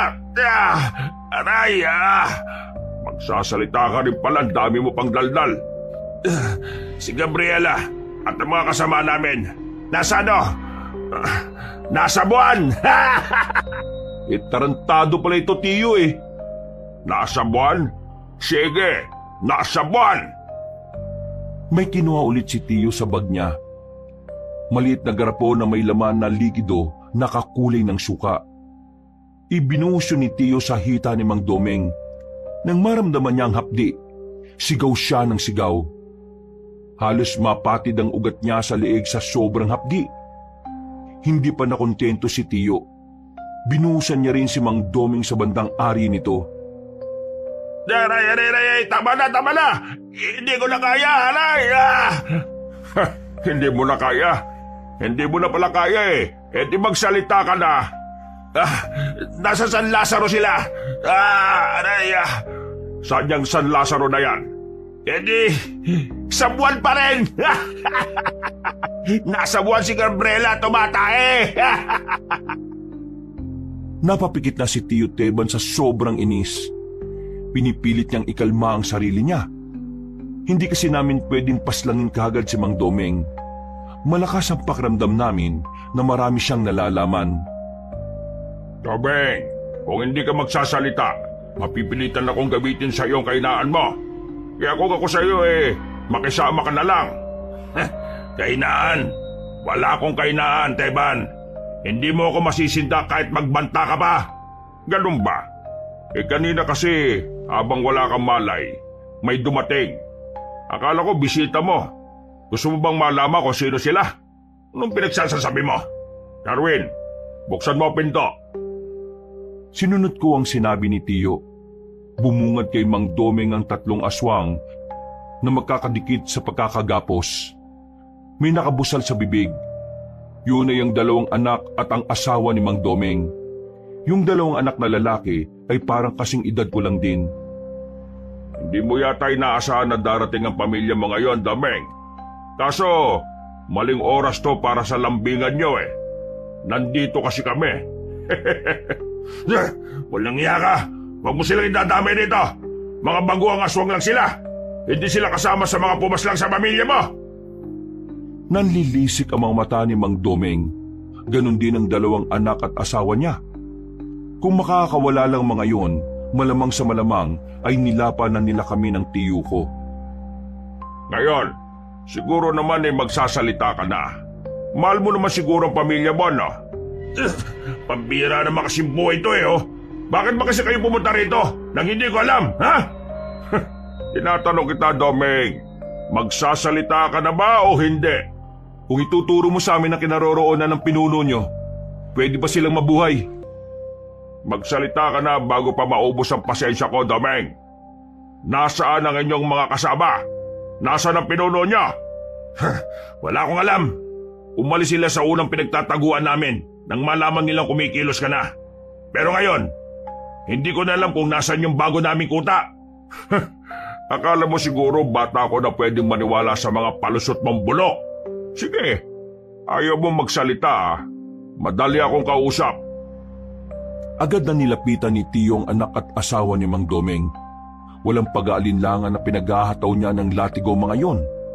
Tumigil lang si Tiyo nang sabihin ni Mang Domeng na sasabihin na niya kung ano ang kailangan namin. Bilisan mo, Domeng. Umiikli na pasensya ko eh, oh. Alam ko kung nasan sila. Sasabihin ko na. Pero, ipangako mo sa akin na hindi mo na sila sasaktan. Oo na. Sabihin mo lang kung nasaan ang amo mo at ang iba niyong mga kasama. Bagong Marayo Beach. Meron kayong madaraanan na dalawang bundok na magkaharap. Napapagitnaan nun ang baryo kung saan nagtatago ang mga kalahi ko. Madalas din, naroon si Gabriela. Mula rito, pwede kayong mag-tricycle lang. Tapos bumaba kayo sa dating terminal. Yung abandonadong terminal, malapit sa Makabebe. Kaunting lakad lang, meron na kayo makikitang tulay. Sa ilalim ng tulay, merong lagusan papunta sa gubat, kung saan matatanaw nyo na yung dalawang bundok na sinasabi ko. Madali nyo nang mahahanap ang baryo, basta tumbukin nyo lang ng diretsyo. Paano kami makakasiguro na totoo yung sinasabi mo? Tingin mo talaga magsisinungaling pa ako kung sasaktan nyo na yung pamilya ko? Gaano karami mga aswang na naroon? Halos lahat naroon. Pero nababawasan naman yon eh, dahil yung iba umaalis para maghakot ng mga bagong miyembro. Kung ako sa inyo, hapon kayo pumunta, bandang 3:00. Pero huwag kayong papaabot ng gabi. Sa gabi bumabalik ng iba naming mga kasamahan. Kung sa hapon, kakaunti lang ang mga aswang sa baryo namin. Meron kayong makikitang malaking ribulto sa bungad ng baryo. Huwag kayong dadaan sa diretsyo. Kakaliwa kayo para hindi nila kayo mapansin. Basta sa kaliwang daan, maraming maisan doon. Doon kayo dadaan. At pwede niyong gapangin para siguradong hindi sila makakahalata. Ano ang binabalak ng mga aswang bukod sa pagganti nila sa akin? Akala ko ba ituturo ko lang kung nasan sila? Ginawa ko na! Kagaya nga ng sinabi ko kanina, marami kaming itatanong sa iyo. Kaya sumagot ka na. Balak nilang pabagsakin ang konseho ng mga manunugis. Kapag nangyari yon, isusunod nila ang mga lokal. Tapos sa panguli, ang munisipyo rito sa bayan. Sasakupin niyo itong buong probinsya? Sasakupin? Anong mapapala namin sa lugar na ito? Hindi naman talaga rito nagsimula ang lahi namin. E anong motibo niyo sa mga binabalak niyo? Hindi itong kapis ang lupang sinilangan namin, kundi ang Gimaras. Kailangan lang naming burahin ang kapis sa mapa at tuluyang gawin itong lugar ng mga patay para magsilbing mensahe ito sa iba pang samahan ng mga manunugis. Para katakutan kaming lahat. Papatayin namin ang lahat ng tao rito. At magagawa lang namin yon kung mauna ka mamatay, Teban. Ikaw ang pinakabanta sa aming lahi. Ano pa mga nalalaman mo? Wala na. Yun lang ang mga nalalaman ko. Hindi rin naman kasi ako ang madalas kasama ni Gabriela kung hindi si Gina. Sinong Gina? Eh sino pa? Eh di yung una niyong pinatay. Siya ang kanang kamay ni Gabriela. Hindi siya nagsalita, no? Di ba? Oo. Kaya nga ikaw ang nasa panganib ngayon eh. Sinabi ko na ang lahat ng nalalaman ko. Kaya pakawalan niyo na ako. Pati na rin yung mga anak ko at ang asawa ko. Nakakalimutan mo na bang kasama ka sa pumaslang sa pamilya ko? Teka, anong ibig mo sabihin? Ibig ko lang sabihin, walang kapatawaran ang ginawa nyo. Buhay ang nawala, buhay din ang kapalit. Pero, nangako kayong hindi nyo sila sasaktan ah! Tiyo, wala ito sa usapan natin. Dinukot na ni Tiyo Teba ng katana niya. Sigaw ng sigaw si Mang Domeng. Nag-aapoy siya sa galit. Binubuhos na niya ang lahat na makakaya niya para lang makaalis sa pagkakagapos. Pero hindi pa rin siya nagtagumpay. Dumating sa puntong umiyak na si Mang Domeng kaso walang naririnig si Tiyo. Ayop ka! Traidor ka! Hindi ka tumupad sa usapan! Nakikita mo ba itong dalawang anak mo? At itong asawa mo? Mawawala rin sila sa'yo ngayon! Tarantado ka! Wala kang isang salita, traidor! Ginagawa ko lang ang mga ginawa sa akin ng pinuno ninyo ngayon. Pinatakas ko siya noon at nangako siyang mamumuhay ng payapa. Pero ngayon, bumuo siya ng panibagong henerasyon ng mga aswang para patayin ang pamilya ko at para manggulo. Wala akong pakialam. Ang usapan natin, hindi mo nasasaktan ng pamilya ko kapag sinabi ko sa inyo kailangan ninyo. Mga bagong aswang lang ang mga yan. Walang kinalaman yan sa kahit na anong paliwanag mo. Wala na akong pakikinggan. Gantihan lang ang laban dito. Kinuha niyo ang buhay ng pamilya ko, Domeng. Kukunin ko rin ang buhay ng mga mahal niyo sa buhay. Nilapitan na ni Tiyo ang tatlong bihag. Noong mga sandaling yon, nawala na ang tapang ng tatlong aswang na nakagapos. Parang nagmamakaawa na sila kay Tiyo. Pero sa nakikita ko nun kay Tiyo, desidido na siyang parusahan ng mga yon. Tingnan natin kung ano ang pakiramdam ng mawala ng pamilya. Para kasing hindi mo pa alam eh. Si Raulo, tarantado! Huwag mo silang idadamay! Wala silang kinalaman sa ginawa ko! Yung pamilya ko, may kinalaman ba sila sa ginawa ko? Di ba wala naman? Pero bakit ko sila dinamay? Namumuhay sila ng payapa pero anong ginawa ninyo? Pinatay ninyo! Pati si nanay na hindi na makalakad, pinatay nyo rin! Ngayon, sabihin mo sa akin, mali ba ako kung pati mga mahal mo sa buhay na walang kinalaman ay idadamay ko? Nakikiusap ako sa iyo. Huwag mo silang idamay. Nagmamakaawa ko. Ako na lang ang patayin mo. Huwag lang sila. Hindi magiging patas kung hindi mo mararamdaman ang unti-unti nilang pagkawala. Kaya pasensya ka na, Domeng. Mas gusto kong makita mo kung papaano mawala ang mga to sa buhay mo. Noong mga sandaling yung kabanong, hindi ko na alam ang gagawin ko kay Tiyo. Wala na siyang pinakikinggan. Desidido na siya sa gagawin niya. Wala siyang pakialam kung inosente ang mga papatayin niya. Si Mang Domeng naman, iyak lang ng iyak. Nagmamakaawa, pero wala siyang mapapala. Masyado nang matigas ang puso niya. At kahit na anong gawing pagtangis ni Mang Domeng, hindi nalalambot ang puso ng tiyuhin ko. Wag! Parang awa mo na! Damhin mo kung gaano kasakit mawalan ng pamilya, Domeng! Pakiusap! Wag! Biglang hinagupit ni Tiyo ng katana ang isa sa mga anak ni Mang Domeng. Sumirit agad ang dugo nito at saka lumaylay ang ulo. Nanlalaki ang mga mata ni Mang Domeng na makitang patay agad ang isa niyang anak. Hindi pa nakontento si Tiyo. Isinunod niya ang isa pang anak na matandang aswang. Pinagtatataga niya hanggang sa tuluyan nitong malagutan ng hininga. Nilapitan naman ni Tiyo ang asawa ni Mang Domeng. Hindi rin niya yung pinalagpas. Agad niyang hinato ang matandang babae sa liig. Wala pang ilang minuto ay nalugutan na rin ito ng hininga. Napakasama mo! Napakademonyo mo! Mas demonyo ka ba sa akin, Teman? Ayop ka! Ako? Demonyo? Naiibang ka na yata. Ikaw ang unang sumama sa malademonyong gawain ng amo mo. Ibabalik ko lang sa iyo ang pakiramdam. O ngayon, naintindihan mo na ba ang nararamdaman ko? Galit ka na rin ba ngayon sa mundo gaya ng galit na meron ako? Kinamumuhian mo na rin ba ang sarili mo dahil wala kang nagawa? Papatayin kita kapag nakawala ko dito! Papatayin kita! Ang kaso, hindi ka na makakawala dahil ngayon din, isasama na kita sa kanila! Biglang hinugot ulit ni Tio ang kanyang mahabang katana. Mabilis niyang hinagupit si Mang Doming sa leeg. Hindi tumagal ng ilang minuto, nalagutan na rin ng hininga ang matandang aswang. Hiningal si Tio. Napaupo na lang siya sa gilid. Maya-maya pa, lumabas na rin kami ng bahay na yun. Pero hindi ako sang-ayon sa nangyari kaya kinastigo ko siya. Tio, ano yun? Bakit mo ginawa yun? Bakit ko ginawa ang alin? Bakit mo dinamay yung pamilya niya? Anong klaseng tanong yan? Di bang usapan natin, gagamitin lang natin sila para pagsalitain si Mang Doming? Wala sa usapan natin na papatayin din natin sila, di ba? Naririnig mo ba ang sarili mo? Aswang din ang pamilya niya. At ang layunin natin, patayin ang lahat ng aswang. Pero mga baguang aswang lang sila. Wala silang alam sa nangyari. At hindi naman sila kasama sa mga pumaslan sa pamilya mo. Pero bakit mo, ano bang gusto mong gawin ko, ha? Babayaang mabuhay ang pamilya niya. Tapos ano, balang araw babalikan din nila ako at sisingilin sa ginawa ko kay Domeng.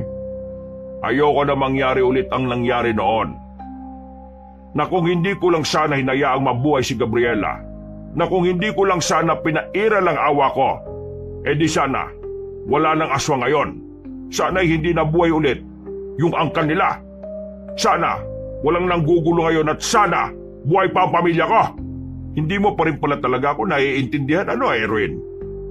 Akala ko pa naman mabilis kang makaunawa sa mga bagay na gusto kong gawin. Hindi na ako nakapagsalita ng mga sandaling yun, Kabanong. Napagtanto ko rin naman kasi na may punto nga siya sa sinasabi niya. Napabuntong hininga na lang ako. Mga ilang sandali lang din naman ay naging kalmado na rin si Tio. Tio, pasensya na ha. Nag-aalala lang din naman kasi ako sa iyo Ayoko naman na dumating ang araw na tuluyan ka ng nilamon ng galit nyo. Alam ko ang ginagawa ko, Erwin. Kung hindi lang naman sila aswang, hindi ko naman sila idadamay. Pero aswang sila At lahat ng aswang masasama.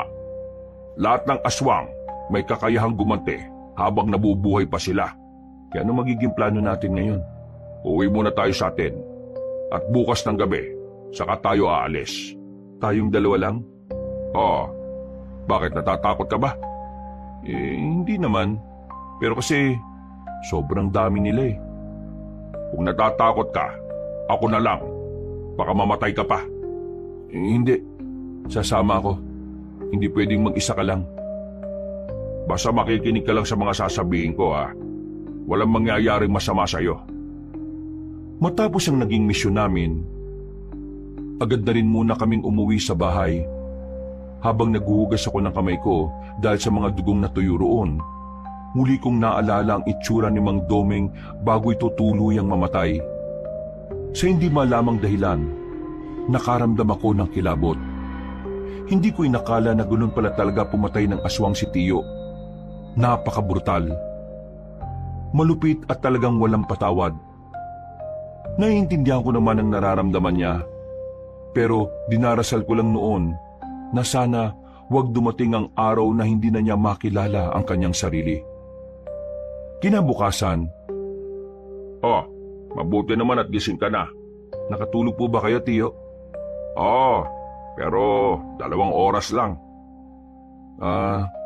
Pwede ka na munang matulog. Ako na munang bahala rito sa bahay. Hindi na. Hindi na rin naman ako inaantok Sigurado ba kayo? Oo naman. Maya-maya'y may kumatok sa pintuan. May inaasahan ba kayong bisita ngayong araw, Tio? Bisita? Wala. Kailan pa ako nag-imbita ng bisita? Sino ho yung kumakatok? Ako na magbubukas. 2 na lang tayo. Baka mamaya aswang yung mga yan. Lumapit kami sa pintuan. Pagbukas namin, bumungad sa amin si Badang at Wilberto. Baka sa mukha nila ang pangamba.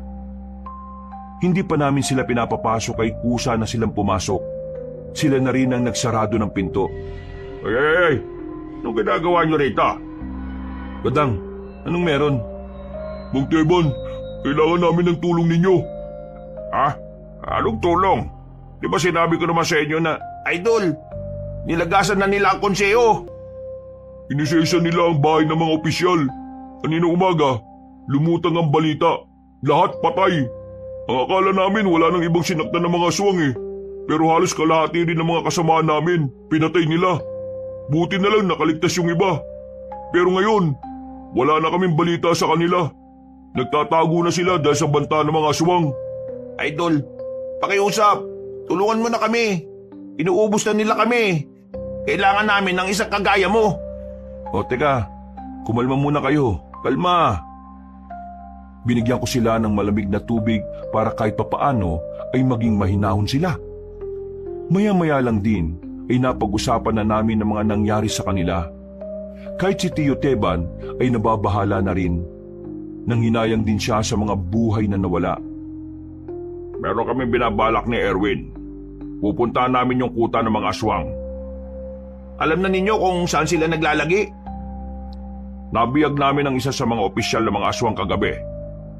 Napaamin namin siya, kaya nalaman namin. Pupunta kami roon ng kaming dalawa lang. Kung gusto nyo, sumama na kayong dalawa. Totoo ba? Tinatanggap mo na kami ulit? Tayo-tayo lang din na magtutulungan. Alam ko magiging mahirap to para sa atin. Pero mas magiging maganda ang laban kung magsasama-sama tayo. May mga napag-usapan na kami ni Tio. Ilalatag namin sa inyo at dadagdagan nyo na lang kung meron kayong mga ideya. Nung umagang yun, Kabanong, masaya ko kasi sa wakas, naging makasundo na rin si Tio at ang dating dalawang estudyante niya. Matapos naming mapag-usapan mga plano, naganda na rin kami para sa aming pag-alis. Mabilis na lumipas sa mga oras. Malapit na rin ang kinagabihan. Iniwan na rin namin ang baryo para puntahan ang kuta ng mga aswang.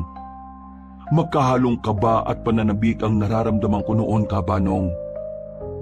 Kinakabahan ako dahil yun ang unang beses na tatapak ako sa lugar ng mga mababangis na nilalang. Nasasabik naman ako dahil sa wakas, magkakaroon na si Tio ng pagkakataon na makamit ang hustisya. Mang Teban. Bakit? Pasensya na nung nakaraan ha. Nadala lang din ako ng emosyon ko noon. Pasensya na rin. Naintindihan nyo rin naman siguro kung bakit ganun ang reaksyon ko. Naintindihan naman namin. Kilala ka naman namin eh. Hindi ka naman talaga ganun. Ang tao kapag nasasaktan, nagbabago talaga. At saka, idol ka pa rin namin kahit na anong mangyari. Kahit na kalimutan mo kami, walang magbabago sa pag-aanga namin sa iyo. Kahit naman kailan hindi ko kayo kinalimutan. Nung una, ayaw ko lang talaga kayo makialam. Natatakot si Tio na baka pati kayo mawala rin sa kanya. Kagaya ko, ayaw niya rin akong isama nung una Pero nagtiwala siya sa akin. At nagtitiwala na rin siya sa inyo ngayon. Basta ang gusto ko lang naman makikinig kayo sa mga sasabihin ko ha. Isang karangalan talaga na makasama namin ang pinakamaalamat at magiting na manunugis. Noon yon. Pero ngayon hindi na. Isa na lang akong simpleng manunugis na naghahangad ng hustisya para sa pamilya ko. At para na rin sa mga taong biniktima nila ngayon. Nang makita na namin ang lagusan, tinahak namin yun ng halos 10 minuto. Paglabas namin, natanaw na namin ang dalawang malalaking bundok na magkaharap. Sa puntong ito, mas lalong lumakas na ang kaba ko sa dibdib ko. Dahil kaunting minuto na lang ay mapapalaban na rin kami sa mababangis na nilalang. Yandaan niyo mga sarili niyo. Kaunting sandali na lang tatapak na tayo sa balwarte ng mga aswang. Ingatan niyo mga sarili niyo ha. Sa tunay na laban, mas prioridad natin bantayan ang sariling kaligtasan kaysa sa kaligtasan ng mga kasama. Sakaling malagay tayo sa alanganin at sakaling pumalpak ang plano, ang una nating gagawin ay umatras at iligtas sa mga sarili natin. Ayoko na mga pasaway ha. Ang laban na ito ay tungkol sa buhay at kamatayan.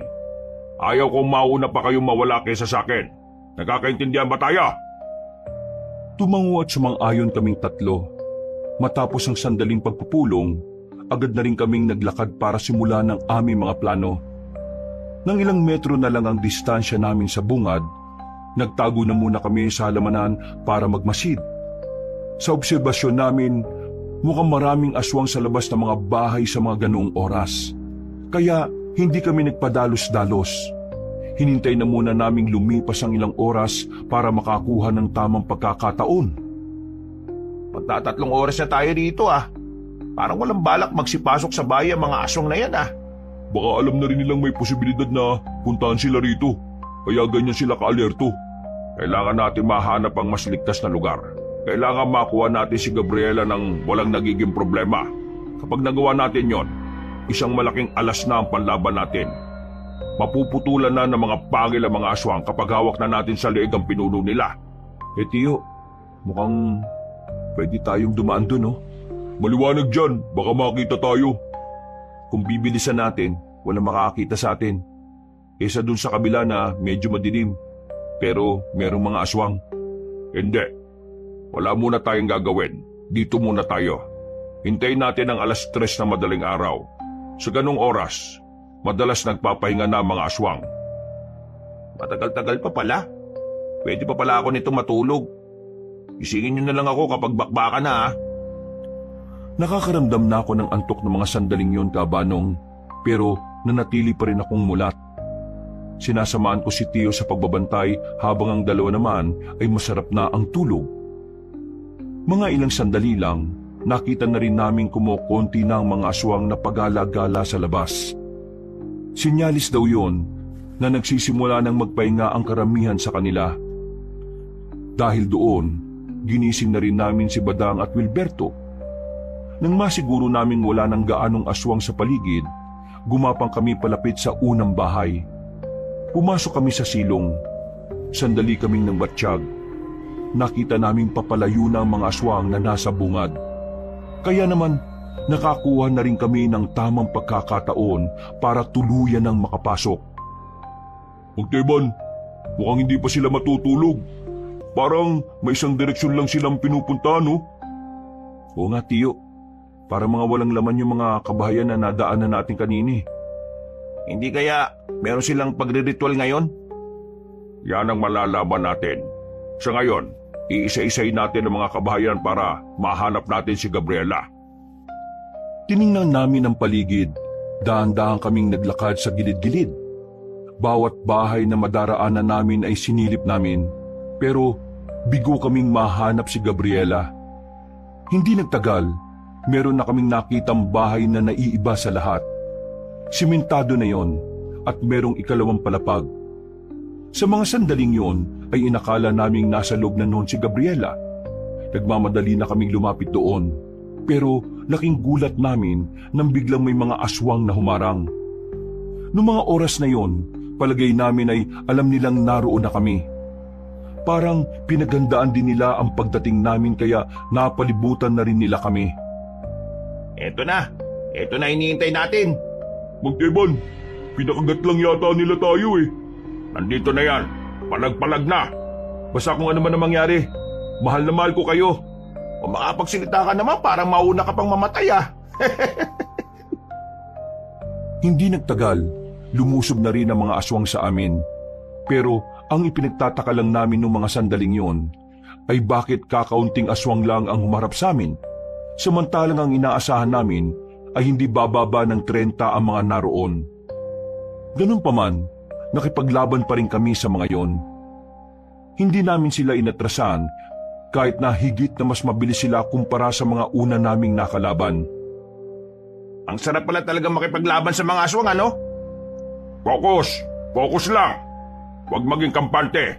Mas mababangi sila kumpara noon. Erwin, sa likod mo! Paglingon ko sa likuran ko, nakalapit na pala ang aswang sa akin. Nagawa niya akong kalmutin sa likod, pero hindi naman yun naging dahilan para mapabagal niya ako. Agad akong dumistansya. Nang makabuelo ay tinaga ko rin ang aswang na yun. Tinamaan ko siya sa leeg pero hindi pa rin siya namatay. Ano, ayos ka lang? Ayos lang naman ako, Tiyo. Bababaw lang naman ng kalmot niya eh. Alerto ka dapat. Mapandin lang ang mga aswang. Minsan akala mo aatake sila pero hindi mo alam sa likod pala sila aatake sa'yo. Sumunod kayo sa akin. Tara! Meron kaming dinaanan sa gilid. Masikip, madilim. Hindi na kami hinabol ng mga aswang doon. Pero nang makalabas na kami roon, sinalubong naman kami kagad ng mga yon. Hindi na namin nabantayan ang kanilang pag-atake. Kaya naman tinamaan si Badang at si Wilberto. Tumilapon sila sa lakas ng pagsipa at suntok ng mga aswang. Agad naman kaming rumisponde sa kanila. Buti na lang ay wala naman silang malalang galos. Pinapagod lang nila tayo. Hindi nila binubuhos ang lahat ng bilang nila dahil hinihintay nila tayo mapagod para mas makalabang sila sa laban. Huwag niyo masyadong ubusin ang lakas niyo ha. Kailangan nating tumagal hanggang sa makita natin si Gabriela. Anong gagawin natin kung lusob sila ng lusob? Akong bala. Ako ang harap sa kanila. Dito lang muna kayo. Sigurado ka ba sa sinasabi mo, Magteban? Kung pati kayo mapapagod at maubusan ng lakas sa laban na ito, walang aalalay sa akin sa oras na ako naman ang mapagod. Isa pa, ako ang may kakayahan na umubos sa mga ito, kaya ako ang gagawa. Huwag kayong mag-alala, kayang-kaya ko pa. Walang sinabi tong edad ko. Ayos! Idol ka talaga! Nababahala man kami para sa kaligtasan ni Tiyo, pero nagtiwala na lang kami sa kaya niyang gawin. Maya-maya lang, muling lumusob ang mga aswang. Sabay-sabay, mabibilis at talaga namang mahirap hulihin kung kami ang gagawa. Pero si Tiyo, minamani-mani lang niya ang pakikipaglaban sa aswang. Kahit na meron ng edad, nangingibabaw pa rin ang kanyang kahusayan. Hindi na namin mabilang kung ilang aswang na ang pinatay ni Tiyo. Ang alam lang namin, walang makatama sa kanya kahit na isa. Nang mapansin ng mga aswang na hindi sila umuubra kay Tiyo, sandali silang natigil sa pag-atake.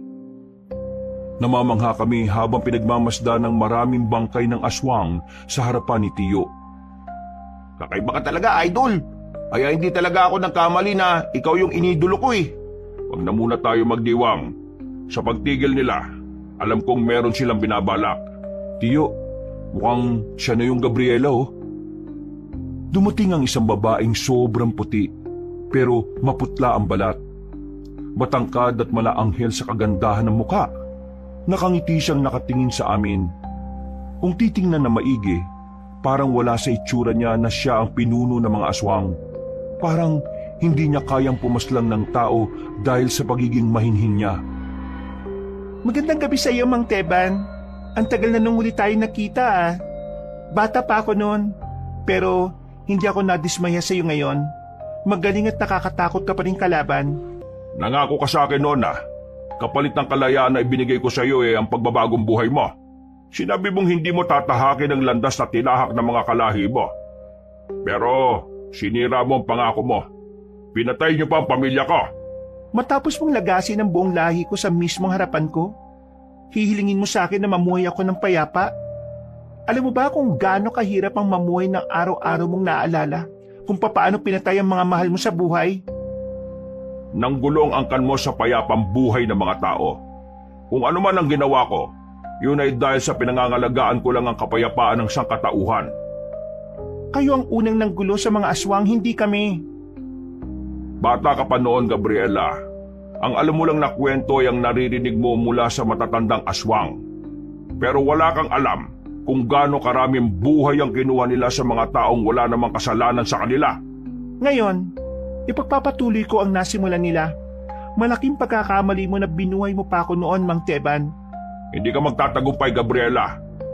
Marami ka pang dapat danasin bago mo pa ako mapatumba. Pagbabayarin kita sa ginawa mo sa mga tao, lalong-lalo na sa buhay ng pamilya ko na kinuha mo. Hindi ako magpapatalo sa iyo, Mang Teban. Kupas ka na. Hindi mo na magagawang talunin ng mga bagong sibol na aswang. Hindi na itong henerasyon na kayang-kaya mong ubusin. Huwag na tayo magdaldalan. Simulan na natin! Umalis si Gabriela at sinundan naman yun ni Tiyo. Susunod sana kami sa kanila pero bigla kaming hinarangan ng mga aswang. Wala kaming nagawa kundi ang kalabanin na lang din sila. Magkakatalikuran kami ng mga sandaling yon, Kabanong. Dahil sa ganong posisyon namin ay hindi magawang makalapit ng mga aswang. Unti-unti rin namin silang napapatay. Pero nakaisip ng paraan ng mga kalaban namin. Pinagbababaton nila kami ng kung ano-ano, kaya napilitan kami magtago sa gilid. Visit ng mga aswang to. May binabato silang tae. Ang baho! Ang bababoy ang putik. Kailangan natin silang libangin dito. Hindi pwedeng sumunod din sila kay Mang Teban. Tara, balikan na natin. Nang ibahin na namin ang estilo namin, ay hindi na rin kami binato ng mga aswang. Mano-mano na namin silang nilalabanan. Aminadong sa mga sandaling yon ay masyadong maliksi ang mga nilalang. Hindi na kami makatama. Palagi silang tumatulon at kung saan-saan gumagapang. Pero hindi kami tumigil. Hindi kami nagpatinag. Kahit na nahihirapan na kami, ay itinuloy namin ang laban. Hanggang sa unti-unti na nga naming napapansin na kumukonti na rin sila. Ano? Mga salot! Kaya niyo pa ba? Konting-konti na lang mga pre. Ubusin na natin ang mga to para makasunod na rin tayo kay Mang Teban. Bilis! Sa aming pagpapatuloy, nagawa na rin naming talunin ng mga aswang. Wala kaming itinira kahit na isa. Sugutan na rin kami noon, pero kahit papaano, hinakaya pa rin naming makatayo. Palis na sana kami nang bigla na lang may isang aswang na humila sa paa ni Badang. Nakalmot si Badang sa tagiliran na naging dahilan para bumagsak siya kaagad. Agad naman naming tinuluyan ang aswang na yon. Badang, okay ka lang? Sakit! Alalayan ka namin. Hindi na. Itabi niyo na lang ako. Sundan niyo si Mang Teban, bilisan niyo. Sigurado ka ba sa sinasabi mo? Oo, bilisan niyo. Kailangan niya nakasama, bilis! Itinabi namin si Badang sa likuran ng mga drum.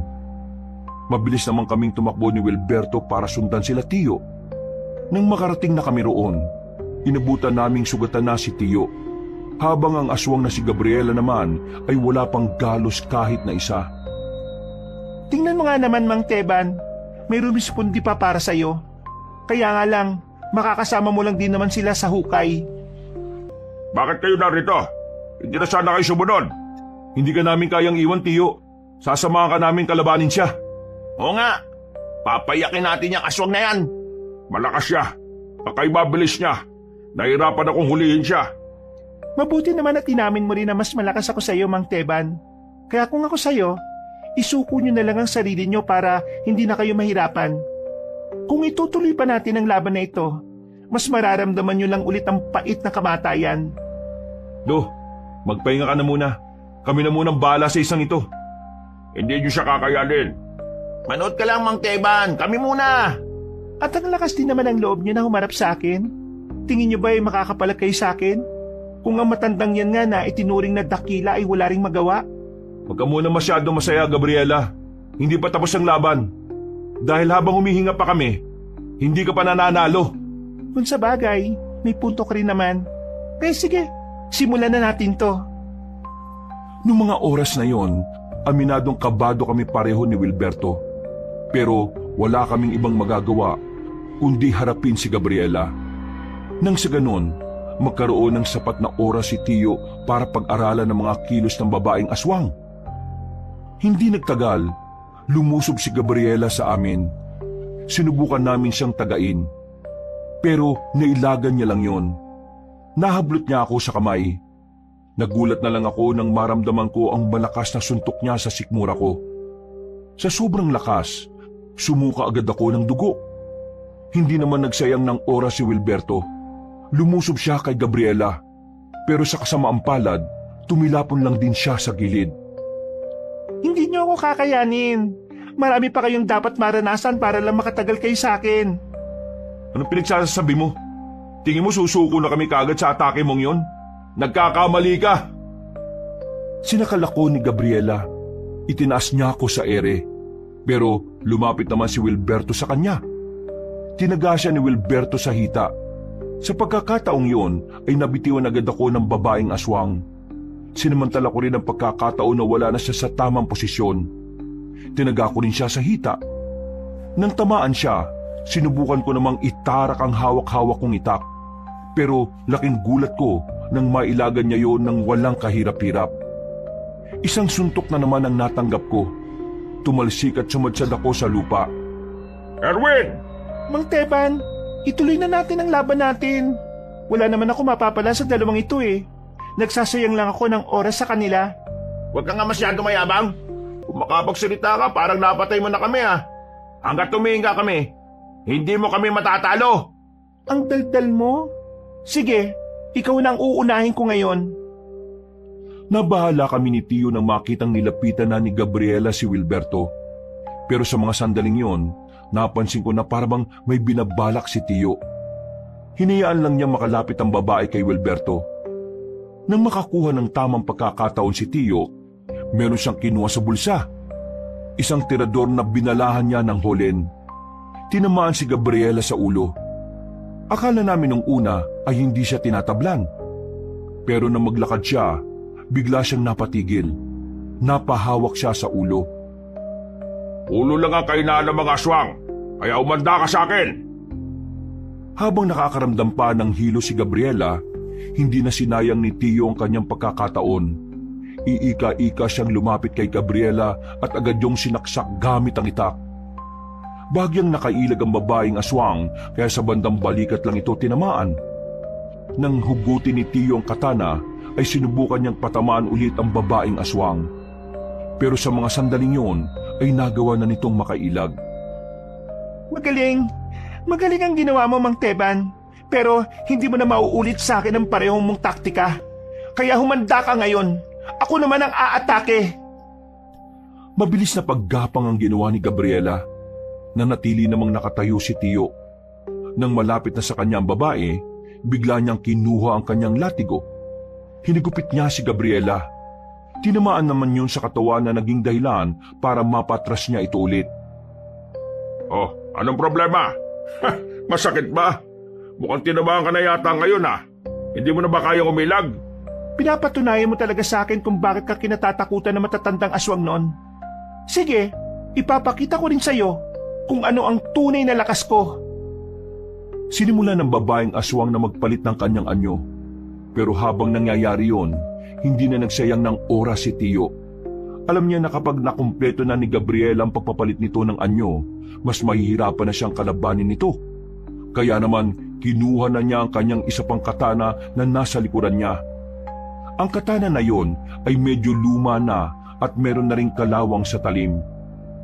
Mabilis na tumakbo si Tio, palapit kay Gabriela. Nang makalapit siya, ay buong puwersa niyang itinarak ang katana sa dibdib ng babae. Nung una ay kinakaya pa ni Gabriela na makatayo. Pero nang sundan ni Tio ng isa pang saksak ng katana, dito na tuluyang sumuka ng maraming dugo si Gabriela. Kalaunan ay bumagsak na rin ito. Ha! Malakas ka, Gabriela. Pero isa lang ang problema sa iyo. Masyado kang kampante. Masyado kang nakatuon sa sarili mong lakas. At hindi sa lakas at talino ng mga kalaban mo. Mang Teban, Matagal na dapat kitang pinaslang, Gabriela. Pero naawa ako sa iyo noon eh. Naniwala akong kaya mong magbago. Naniwala akong kaya mong tumahak ng landas na malayo sa mga kinamulatan mo. Pero ngayon, itatama ko ng pagkakamaling nagawa ko. wag mo akong... Makakapagpahinga ka na rin. At pinapangako ko, ito na ang huling sandali na may makikitang aswang.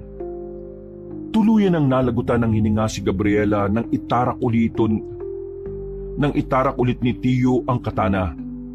Noong mga sandaling yon ay lumuwag na rin ang paghinga namin. Kahit masakit sa katawan, ay sinubukan pa rin namin makatayo para lapitan si Tio. Nag-akbayan na lamang kami at naglakad patungo sa kinaroroonan ni Badang. Bago kami umalis, sinilaban namin ng apoy ang buong lugar. Hindi pa rin ako makapaniwala noon, Kabanong. Nagawa naming talunin ng mga aswang kahit na 4 na tao lang kami. Pero dahil doon, napatunayan ko na mas malakas pa rin talaga ang mga tao kaysa sa mga nilalang na yon. Hanggang sa makauwi na kami sa amin, manghang-mangha pa rin ako sa mga nangyari. Masaya ako kasi kahit papano, nakasama ako sa pagkamit ng hustisya para sa lahat ng biniktima ng mga aswang. Makalipas ang ilang araw, Kumusta na pala yung binuo mong grupo, Badang? nahirapan kami makahanap ng mga bagong miyembro. Mula kasi nang mawala ang konseho, parang nabawasan ang tiwala ng mga tao sa mga manunugis. Pero hindi naman kami nawawalan ng pag-asa eh. Ipagpapatuloy pa rin namin ni Wilberto ang nasimulan. Idol, pwede bang ikaw ang maging tagapayo namin kapag nakabuo na kami ulit? Oo naman, pwede. Basta kontra sa mga aswang maaasahan niyo ako. Ikaw, Erwin, ano nang balak mo? Babalik na muna siguro ako sa amin. Magpapaalam ako. At kapag pinayagan ako, sasama ako sa inyo. Ayos! Cheers ulit! Bumuo ng bagong samahan si Badang at Wilberto. Sa kabutiang palad, pinayagan ako ng mga magulang ko na manatili sa poder ni Tio Teban. At dahil doon, nakasama na rin nila ako sa pagpapatibay ng bagong samahan ng mga manunugis. Marami man ang nalaga sa mga kasamahan nila. Marami mang nabiktima ang mga aswang na inosente, pero patuloy pa rin kami sa pagpapanatili ng kapayapaan. Si Tio Teban, unti-unti na rin gumaga ng pakiramdam niya. Unti-unti na rin kasi niyang natatanggap na wala na nga talaga ang kanyang pamilya. Sa mga sumunod na taon, mas lalong lumakas ang samahan sa tulong ni Tio. At mula noon, wala nang namataan na aswang sa aming baryo. Namayani na ang kapayapaan at kahit na kailan, hindi na ito muling ginambala na kadiliman. Hanggang dito na lamang po ang aking kwento, mga kabangers at mga kayanggaw. Sana'y meron kayong nakuhang aral at sana naibigan nyo ang mga ibinahagi ko. Marami pong salamat at pinagpalang araw sa inyong lahat. Mga kabangers, mga kayanggaw, si Kabanong po. Bago po tayo magwakas maraming salamat po sa pakikinig nyo sa bagong kwento natin. Kung nagustuhan nyo po yung kwento natin, huwag nyo pong kalimutan mag-comment at pindutin ang like button. At yung mga bago sa channel natin huwag nyo rin pong kalimutang mag-subscribe at pindutin din yung notification bell para lagi po kayo nanonotify pag meron tayong mga bagong videos. Kung medyo nabitin naman po kayo, bisitahin nyo naman po yung iba natin mga channel. Yung Pamela Clamil. Nagnanarit po ako doon bilang si Lolo Pael at ako rin bilang Kabanong. At ganun din, huwag nyo kalimutang mag-subscribe kasi konti pa lang po ang mga subscribers doon. Mag-comment at mag-like rin po kayo. At ito maganda, meron po tayong bagong channel, ang Kabanong version 2.0, kung saan meron na po kayo mapapanood na mga moving images. So, meron na po kayo napapanood, meron rin kayong pwedeng pakinggan dahil meron po yung mga music and effects. Or pwedeng gawin nyo po ng sabay, nanonood at nakikinig. Mas maganda, di ba? Kaya, nire-request ko na sana'y mag-subscribe kayo sa bagong-bago nating channel para makasama kayo sa first 100,000 subscriber ng channel na yon. Ngayon pa lang nagpapasalamat na po kami. At para hindi po kayo mahirapan na hanapin ang mga channel na yon, ilalagay po namin sa pin comment or sa description yung mga link ng mga channel natin na yon. Hanggang sa mga susunod na kwento, wakas!